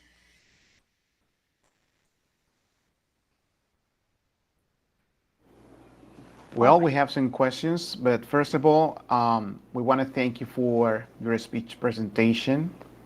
The first question is from Jose Zamudio. Which app or platform would you recommend to improve my English independently? Okay, that is a great question, and that has to do with your learning style. Yeah, as I said, we need to look for the strengths and also the objective. When you are going to use technology, you need to see what you want to get. All right, so for example, if my objective is to improve my listening skills, I will look for tools, okay, that I can have authentic content. So for example, I will go to YouTube, yeah, different podcasts, so I can have, I can use technology in order to reach that goal. So important for you to identify what you want to get, and then you can select the app or the type of technology that you want. If, for example, you're not sure, because as I said, there are so many tools and I don't want to get lost. I don't want to waste my time looking, checking. There are other tools. For example, you can go to ChatGPT, Gemini, and ask them, okay, I want to learn, be specific, all right, when you use those tools. I want to improve my listening skills. What apps do you recommend? And ChatGPT, in this case, if that's the one I am using, then of course I can, go to those tools and check them out. If they work for me, it's great, because I'm taking advantage of of those of those tools. Okay, so it has to do specifically with the goal, what you want to get, and then you will decide the app. But if you want to, for example, as I said, use or improve your listening skills, you can do you can check authentic material. Yeah. Questions. Do you approve the use of artificial intelligence as a tool to improve grammar and writing skills? Absolutely. Absolutely. Actually, we are developing a tool to use AI, right? What's the idea of using AI? I don't want AI to do my homework, all right? Because I also want to work on my skills. And we cannot fall into that, like to say, okay, I have this platform. I entered what I need, and the platform or this website provides me with the answer. Okay, we need to think, and we need to integrate different thinking skills. All right, because it's crucial to develop those skills.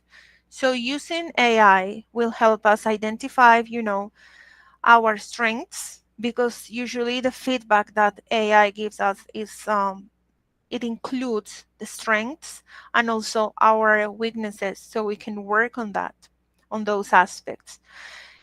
And it's a good part to integrate. So for example, if you're doing a writing activity and you're using AI, okay, you can do your task, for example, and then compare.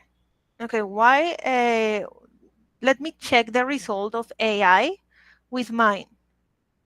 In that way, you are working on your critical thinking skills, which are very important, not just to learn, but for general.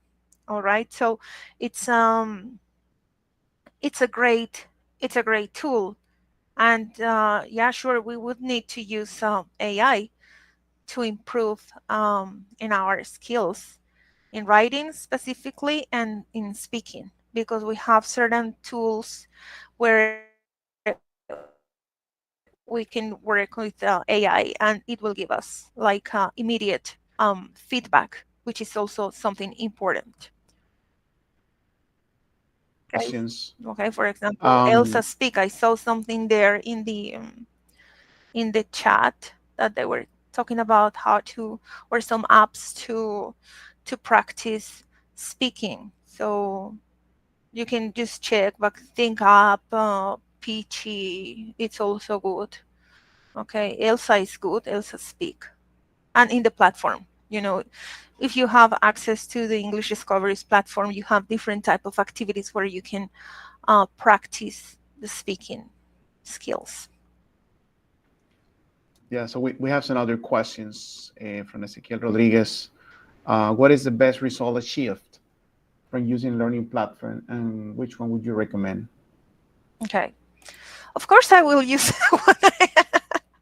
I'm using English Discoveries, but always, when you use a tool, when you use a platform, make sure that it integrates all the skills. Yeah, not just to work on grammar or vocabulary, because yeah, you can get more words, but when you want to put them into practice, when you want to use them, you don't know how to do it. So when you choose technologies, always look for tools, for resources that integrate the skills, okay? As I was showing you, not just grammar, not just vocabulary, but put them into practice, into learning, into audios, conversations, reading activities. Okay, there are different formats, different aspects of reading. So you can have, different types of materials where you are integrating, you are exploring, you are learning the language, because language is not just about listening. Language is also about speaking, it's writing.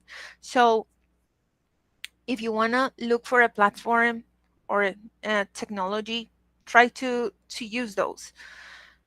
If I want to work on something specifically, of course I will go to that tool specifically, to something that will help me improve or work on that. All right. And also use there are different communities worldwide. You can check it out in the websites, in different websites where you can practice with people, because it's important. It's not just we cannot, or technology cannot take over the humans, the people, because when you talk and you interact with a person, there is a lot of information that you're getting. You're learning not just, okay, I'm practicing my English, but I'm learning culture. I'm dealing with different personality types, for example. I'm also learning social skills, how to interact, how to talk, how to argue, for example, with someone. If I don't agree with someone, how can I, show my point, make my point in a positive way, so that only can be created with with a group, with community. So even if you're working independently in an online course, try to find a partner, try to find someone that you can talk to and you can interact, because the objective, okay, the objective of learning English, okay, using technology, is for us to be able to communicate. All right, that's the bottom line. We are going to two more questions. What technologies do you consider essential for practicing pronunciation and improving the fluency? Okay, we have different technologies. For example, in the platform, in English Discoveries platform, you have different type of activities, from words, because it's important to build, our skills.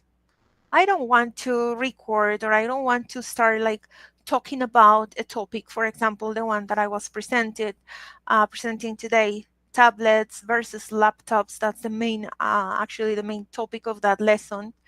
But I need to go little by little. So you can start with apps, with tools where you have like a dictionary. In the platform, we do have a dictionary. So you can not just to see the definition, but also to practice the way the word is pronounced. And you can record yourself, and the program will give you feedback. Then you move on to phrases. Okay. So now something more complex, and putting the word into context, into communicative content. So I'm recording. Yeah, this is something that we have in the platform in English Discoveries. You record your phrase, and the program will give you immediate feedback. And that is important, okay, when you are working with tools to get feedback, because it's important to monitor your progress. It's important for you to know that you are advancing, that you are progressing, that you are learning. Okay. After that, you can go or to move forward to paragraphs. Okay. So in that way, you're integrating. Always try to integrate comprehension with production. So first I want to listen, and then I want to produce. Okay. And finally, once you feel comfortable because you have vocabulary, you have some structures, you know something about the topic, you can throw yourself into the water and start talking. All right. So in the platform, you have different tools for you to practice speaking. Outside, there are different apps. For example, Speaky is one of them, okay, where you can connect with native speakers, okay, for voice and text. It's not only for voice, but the idea here when you use those tools is just, feel comfortable. Don't don't bother. I mean, don't care if you make mistakes, because language, as I said, is about learning from the mistakes. Okay. Pal Talk is another one, okay, because you can have casual conversations, not so technical. For example, in the presentation, I was showing you some tools here. For example, when you can attend to tech conferences and meetups. Yeah, there is one meetup. I'm gonna, if you want, I can share again. So you can go and look for those specific things. So I'm gonna share again here, emphasizing on this, right? So if you're not sure, but you want to work on different skills, you say, okay, I want to be part of a forum. You can say, okay, what forums? We have Quora, GitHub discussions, okay? Messaging and community platforms, usually they have also parts where you can speak and you can text. Slack, Telegram, Speaky, as I was saying, AI and chat box if you want writing. Okay, ChatGPT, Google Assistant, Siri, Alexa. Okay, here tech podcast and TV channels. So these are related to technology, but if you want to be part of a community that is or specified in your studies, for example, if you are doing tourism, medicine, you can check Ask GPT. It will give you the good options.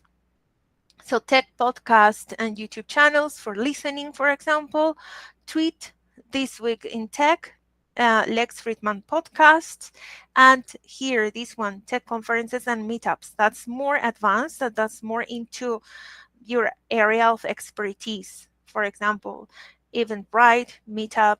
Okay, so you mentioned there are many tools, many apps that you can go, you can explore, and be part of that.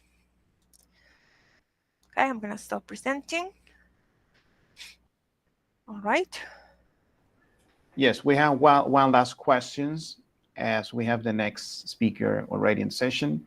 Okay. Technology is great. However, many learners are not aware of the importance of incorporating the traditional techniques you mentioned. What would you suggest to balance technology with language production on their own? Okay, that is a great question. And I would say that, you know, it's all about balance, as the word is inside the question, because we cannot just be, you know, all the time or focused 80% of the time in technology and input, input, input. We also need to produce, because that's the objective of learning any language, to be able to communicate. So we need to find the balance, okay? And using technology and um, our study habits, okay? We need to balance that. And that's why I was telling you and giving you some hacks about using technology, all right? Because we need to monitor our um, our progress. So always it's a way of reflecting, making adjustments, okay? Set boundaries, as I said, not just technology input, because you're going to overwhelm yourself. So always find a way, and deep inside you will see that, okay? It's not for everyone, and technology is not used the same for everyone.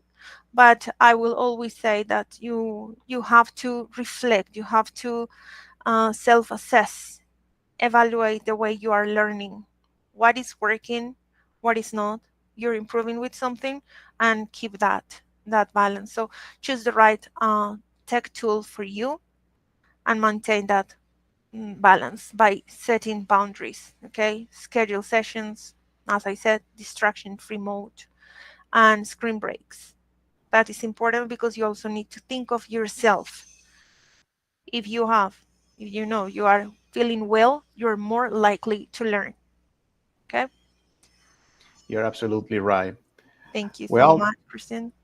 this is the end of the presentation of Ms. Camargo. On behalf of Universidad Tecnológico Teima, the coordination of the School of English, our students and teachers, we want to recognize your presentation. You did very well. This is part of this experience, as I introduced at the very beginning of this event. We want to thank you, and we hope to count on you later in the future for some other presentations. So thank you so much. This is a moment in Sure. which you can share some words before leaving. Yeah, sure. No, thank you. Christian, all the staff, and thank you everyone for participating. I hope you get some ideas on how to use technology and how to improve in your learning path. Okay, so I'm very happy to be here, and I will be extremely happy to be invited for another event. So have a great day, learn a lot, set boundaries. All right. Thank you so much, Naidelin. Thank you, everyone. Have a great day. Thank you very much. Bye bye. Thank you. Before you go and have lunch, we have one final presentation for today's event. And let's move to the last and third speech presentation for today. So language is not a genetic gift, it is a social gift. Learning a new language is becoming a member of the club, the community of speakers of that language. Frank Smith. So our third speaker has been involved in education most of his life. He has completed several undergraduate and graduate degrees, international certifications, courses, and seminars in the United States, Brazil, Singapore, and Costa Rica. Most of them are related to education, TESOL, and ICTs. He has taught from elementary school to college in Panama and the US. From 2004 to 2007, he was distinguished with an opportunity to work as a foreign exchange teacher in the United States under the sponsorship of the Visiting International Faculty Program. In addition, he has also held some management, positions. Currently, he is the Regional English Language Office Assistant at the U.S. Embassy in Panama. In addition to education, he loves kayaking, scuba diving, fishing, and gyms. Let's welcome Mr. Juan Rivera with his speech presentation titled Resources and Opportunities Offered by the Regional English Language Office in Panama. Welcome, Mr. Rivera.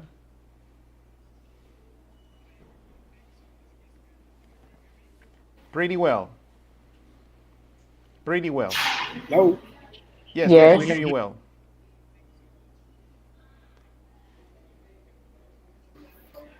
Well, it's such a pleasure to be here to share with people in the Western part of the country, Chiriquí, Bocas, etc. These resources and opportunities, as you said. I'm gonna divide my presentation into two parts. The first one is gonna be like a general overview of the job the RELO office does in the region.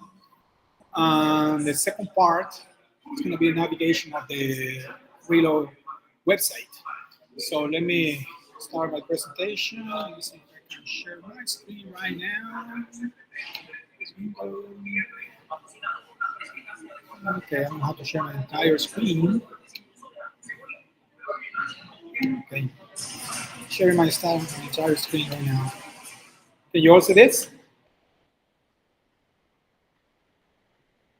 Can you see my screen? Yes. Thank you so much. Well, this is the RELO office, the Regional English Language Office, Panama website. What I'm going to talk to you about today is just a taste of the whole list of resources and opportunities as we've been talking about. That our office offers to the general public, especially English language teaching practitioners and students. So you may want to scan the QR code or take a picture of this first screen because you may want to go back to it later on because, as I said, I'm just going to give you a quick overview of all of those resources. So I can give you 5 seconds to scan the QR code or take a picture of the screen or jot down the URL. 2, 3, 4, 5. Okay, let's move on. This is our office. So our current regional English language officer is Mr. William Bell. Chances are many you're gonna have the opportunity to meet him in the future. And this is a list of most of the things we do in the region. So we're the ones dealing with the Access scholarships. In Chiriquí, there were 2 cohorts until last year. We also have the Access in-person exchanges, fellows, specialists, virtual educators, the online professional English network, open. And I cannot emphasize this any further. This is a very useful tool for you if you're already in the teaching or if you're a future teacher. So you really want to explore the open community, the open website. We have some virtual exchanges, webinar series, which are also part of the open community. And in addition, as I said, I'm gonna do some navigation to show you a little bit about the American English at State website, where you can find the forum journal, print publications. It's all open source. Well, the community of practice, and some social media as well. If you have any questions, I don't know, Kristen, if you can do this, can they interrupt me right away, or the question needs to be at the end? Kristen, can you please let me know? Yes, questions could be posted at the end. Okay, all right, thank you so much. Okay, these are our officers. So I don't know if you see my cursor. This tall guy is Mr. Bill Little. So there are 26 offices all over the world. Well, this is us. In addition, there are another 4 offices in the Americas. And in addition, there are other offices spread out all over the world. So these are regional offices. What do I mean by regional? I mean, we don't cover only Panama. Like in our case, we go all the way from Nicaragua to Venezuela and also the Caribbean. So you may see an office here that covers, I don't know, 2, 3, 4, 5, 6, 7, 15 countries, etc. And you, as well as a single office for countries like Brazil. Why? Because Brazil is huge. We're talking about over 200 million inhabitants. So it all depends on the size of the population, the number of countries we cover. And this is the American English at Stake website. There's a QR code to it. Please, if you can, write down americanenglish.state.gov. You really want to save that website because it's going to make your life a lot happier in terms of resources. So let's talk about the American English website for a couple of minutes. What can you find there? The Monster Book, which is a compilation of 150 English teaching and learning activities. I mean, we don't mean to kill your creativity, but we're just giving you an extra resource that you can implement to make your classes more lively, more engaging, and more productive. So in case you run out of ideas or whatever, feel free to use the Monster Book. How to access it? Let me go back, go to the American English website, and then resources. And I'm going to do some navigation and show you where to find all of those resources. Also, if you're teaching pronunciation, remember that native Spanish speakers usually struggle with vowels, right? Because in Spanish we have A, E, I, O, U, whereas in English there are 15 different vowels. So the color vowel chart is also part of the American English website. You can find this chart with kind of illustrations and let's say colors that show you how to pronounce each of these vowels. In addition, there's a website where you can pull out activities. And in addition, on the American English website, you can find a whole tutorial on how to implement the color vowel chart. I mean, I know I'm kind of talking in the air, but I'm going to show you how it works later on, okay? We also have panels and perspectives. For those people interested in comics, our students love comics these days. In case you want your students to exploit their own creativity, or you as teachers, it's actually a guide on how to implement comics into English language teaching and learning. And in addition, it helps students, especially shy students, to express themselves at ease. Why? Because sometimes some students don't feel comfortable at speaking, but they're very comfortable at creating comics to talk about those kind of difficult topics.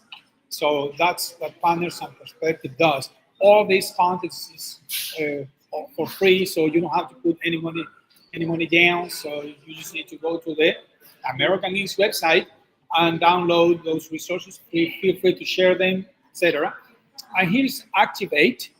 Activate is a compilation of 10 games that you can use in the classroom. You can play with the vocabulary that you correlate with this material to again make your classes more fun, and also to have your students learn in a kind of ludic way. So, I mean, language learning, learning in general doesn't need to be painful.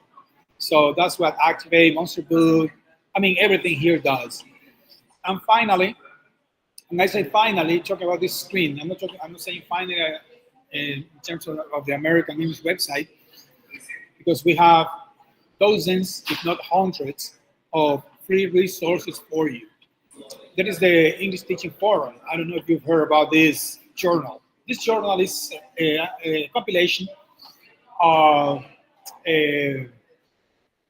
content created by teachers for teachers. So we're not talking about outer space creatures creating content and asking us to put it into practice here on Earth.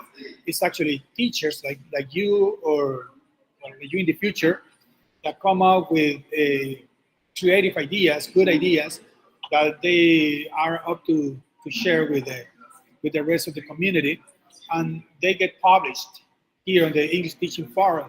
So you may say, well, what about, I don't know, any topic, motivation, let's say.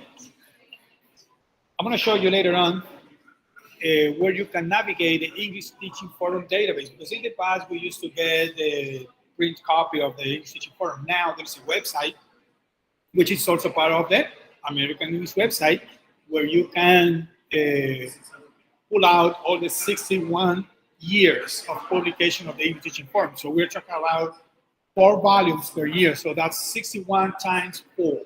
So you can actually do your searches based on topics, not like browsing around each of the journals, but by topics. But I'm going to show you that later, because it's kind of hard to explain it if I'm not doing it.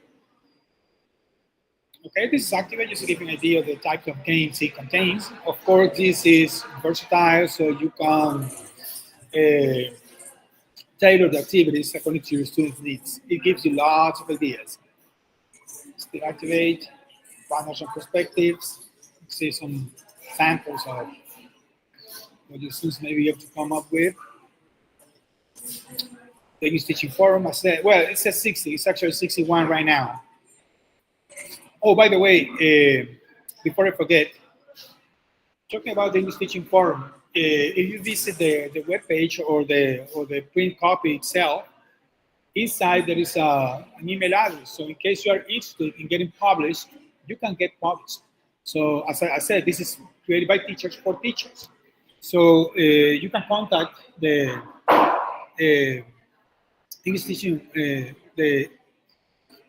Forum people themselves, and let them know if you have a good idea that you would like to get published.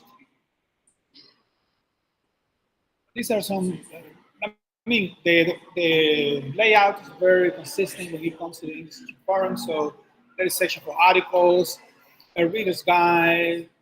I mean, on the left, it tells you what everything is all about. So try this, my classroom, yeah. Ideas that has been, like these 2 topics right here are original classroom practices. I mean, things that other teachers are being implemented and they are willing to share with you. Again, the American English website. I'm going to save this for later because I want to do the navigation stats program. Sorry, this presentation was tailor-made for Colombia. But talking about Panama, the news is even better because in Colombia they have 1,000 students who have benefited from this program, but in Panama we have over 2,000. Why? Because we started earlier. So over 2,000 Panamanian students have benefited from this program thus far. Here we have the English language fellows, specialists, and virtual educators. These programs are very similar, but the difference is that fellows work on site. I mean, they come to Panama or the other countries to help with cultural activities, teacher training, English teaching, etc. Whereas specialists are mostly focused on material creation, teacher training. They could be either in person or online. You can read more about this visiting elprograms.org or just visiting the RELO Panama website, the one I showed you at the very beginning. And virtual educators, they also help with material creations. I mean, their jobs overlap. It's mostly the intensity and the depth. as well as the modality, because fellows are in person, specialists are both virtual or in person, and virtual educators, as the name suggests, are always virtually. So these are the people who focus mainly on teaching English, but in addition, they can do other kinds of work.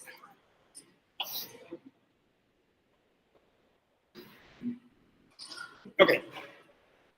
Please, probably this is one of the two main topics from my presentation that you may be mostly interested in.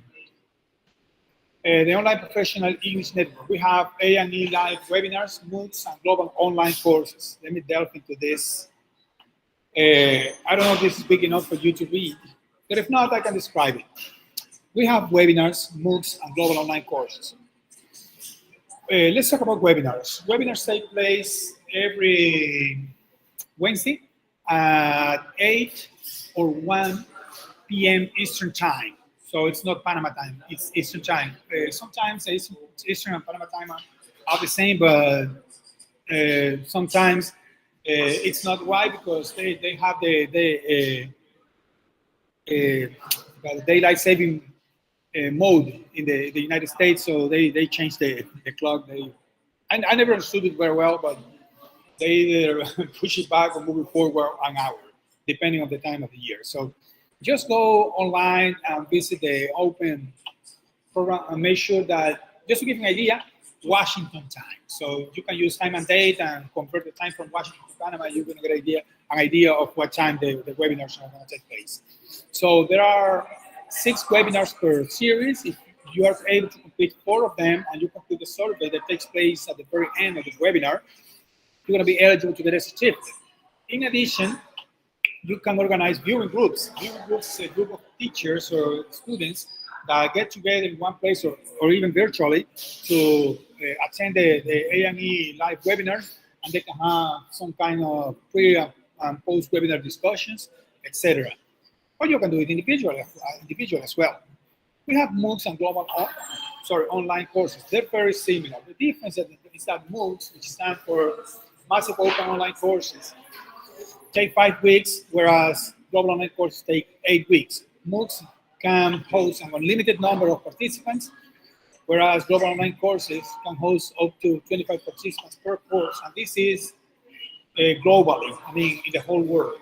So the spaces for global online courses are kind of more limited, and they need to be competitive. It means that you need to submit your application. I'll let you know how to do that later. We have MOOCs are self-paced to some extent, because even though they take 5 weeks, they can give you up to 8. That's why they say that they are self-paced. They're not 100% self-paced, because there's a deadline.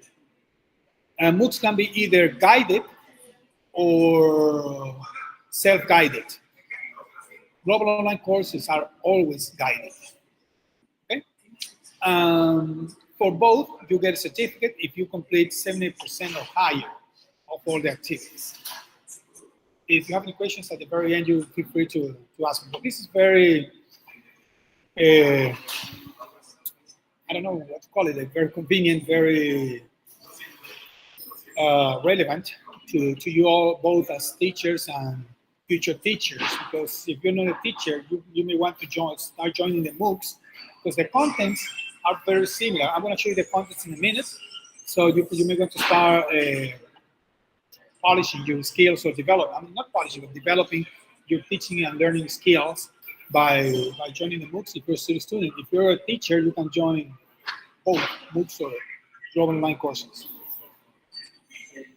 Okay, this is remember the A&E Live webinars? Okay, these were the topics for this last cohort. So you're still, you're still on time to participate in this one, the webinar 6, improving classroom assessment for English language teachers. The thing is that, unfortunately, at this point, you won't be eligible to receive a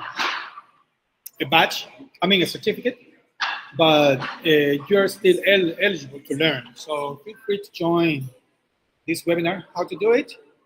Go to the Online Professional English Network, and you can access that site from the TESOL website. I'll show you where to find it. These are the topics. Of course, I'm not going to read them for you because you all can read. So these are topics for the MOOCs. I'm going to give you some seconds to take a look at them. These MOOCs, the ones on the right, on the left, yeah, my left, the ones on the left, English language educated MOOCs, they're intended for teachers. There are more topics, of course. I'm showing you right now what 6 topics. There are over 16 topics. Yeah, it's about 16 topics in total. And we have MOOCs for professionals of the general public. So these are ESP courses, English for Specific Purposes courses. As I said, they take 5 weeks. To join them, you need to have at least a B1 level, it means like low intermediate level, to be able to take advantage of both general public MOOCs as well as ELT-oriented MOOCs. And these are the topics for the global online courses. Remember, we've been talking about A&E live events, webinars, MOOCs, the ones that we just previously saw, and the global online courses. These are the topics for the global online courses. These are intended for current teachers, so they can join these global online courses by submitting their application through our office. So later on, I show you where to join the distribution list, so you get to know when those programs are open and you're going to receive an invitation to submit your application. Moving on, the YouTube channel, in case you want to entice your class sessions, we have some video clips, like in this case for Edus, we have 18 video clips. For conversational English, let me have a sip of water. We have 13 phrasal verbs, gerunds and infinitives, etc. So the YouTube channel contains those video clips that you can implement in the classroom or just use them for learning purposes. There are, within the YouTube channel, there are also playlists for teachers, not only for learners. So visit the YouTube channel. Where to find it? Just go American English State, because if you type in just American English, it's going to come up with 1,000 different answers and not necessarily the one you're looking for. So American English State, that's all. This is the Facebook page. So right now there are over 4 million users.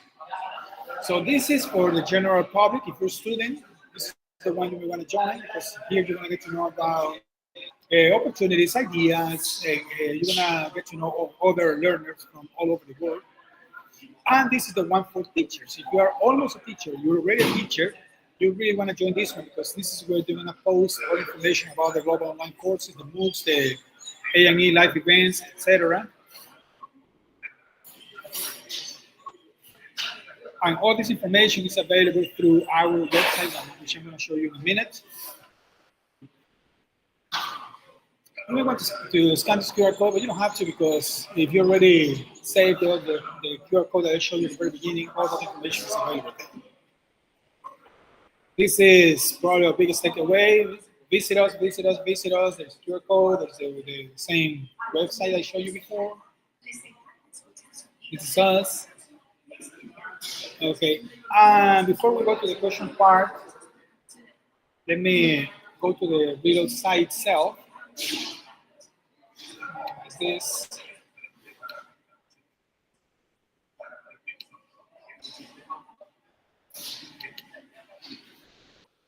Okay, can you all see this? Can you see the website? Yes, we can. Great, thank you. Okay, this is the RELO events. So here you can see most of the stuff we've been doing the last 5 years. Again, this is the website I showed you at the very beginning, but here there is another QR code. We use QR codes because people like QR codes these days. I mean, we also like QR codes. So in case you want to join the distribution list, feel free to join by hitting this link or scanning the QR code. You're going to be part of you're going to start receiving our newsletter, also messages about opportunities in case you feel overwhelmed. I'm running out of time. In case you feel overwhelmed by my messaging, you may want to let me know, please. Make a post and I will do so for sure. So just to let you know, okay? This is our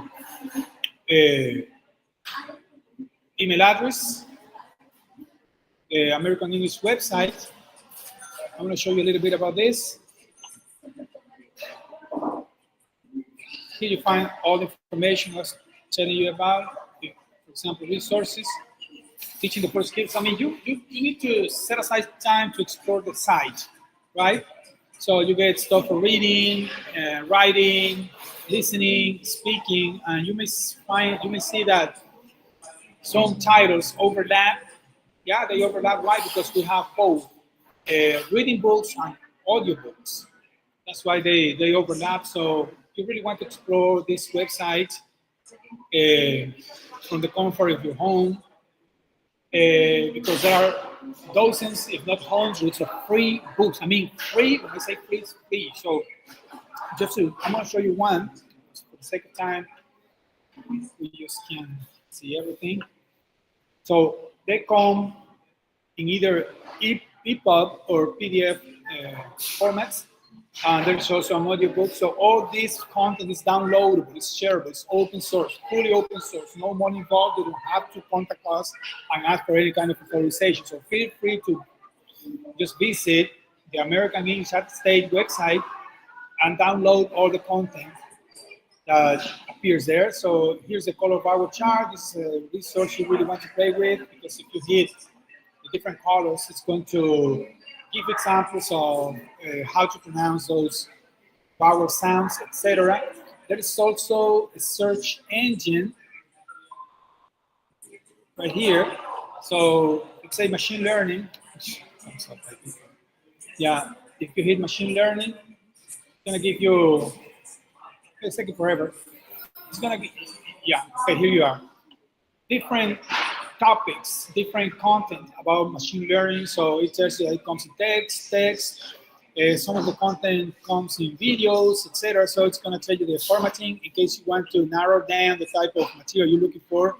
You have it categorized by audience, the resource category, skills, etc. So you want to get something from the English Teaching Forum, just hit Forum Journal. It's going to show you only resources that come from the Forum Journal. Let me go back to the Forum Journal for a minute.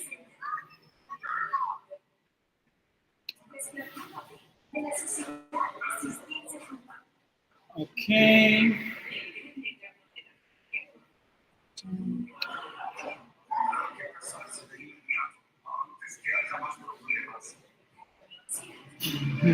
Okay. Well, anyways, I can pull it up from here. Yeah, here's the English Teaching Forum. Oh, anyways, something's happening to my internet. The thing is that if you visit the English Teaching Forum, it's going to have another search engine. So if you are interested in a specific topic, you can type in your topic. Is going to search among all the different publications of the English Teaching Forum. It's going to show you also articles about articles and ideas about it. Again, you can also do it from the American English website if you hit the Forum Journal as a source of source of content. So there's no way to get lost with this. What else can you find on the RELO website? All the content about the Online Professional English Network. All that content is available right here. And in addition, the Facebook pages, if you want to join them. And we also have, I almost forgot about this one. This is a complete English course named Voice of America. So in case you are in the first levels, or even though if you are in the higher levels, you may want to visit Voice of America. It's all for free. So it's based on U.S. news and cultural content. It comes with a beginner, intermediate, advanced levels. So as said, contact us, visit us. As I said at the very beginning, the RELO Panama webpage, RELO, R-E-L-O, Panama, and if you type that in on Google, it's going to pop up. So you shouldn't have any issues to access it.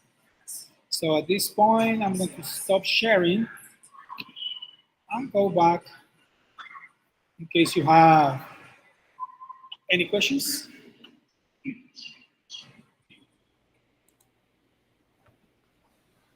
Okay, Elisa, let me see. Oh, let me see. Elisa, do you have a question? So there was a question, Mr. Rivera, about the website, but then Anna answered the question. Okay. Okay. Actually, as a matter of fact, I'm going to do something for you. A copy and paste the website in the chat room.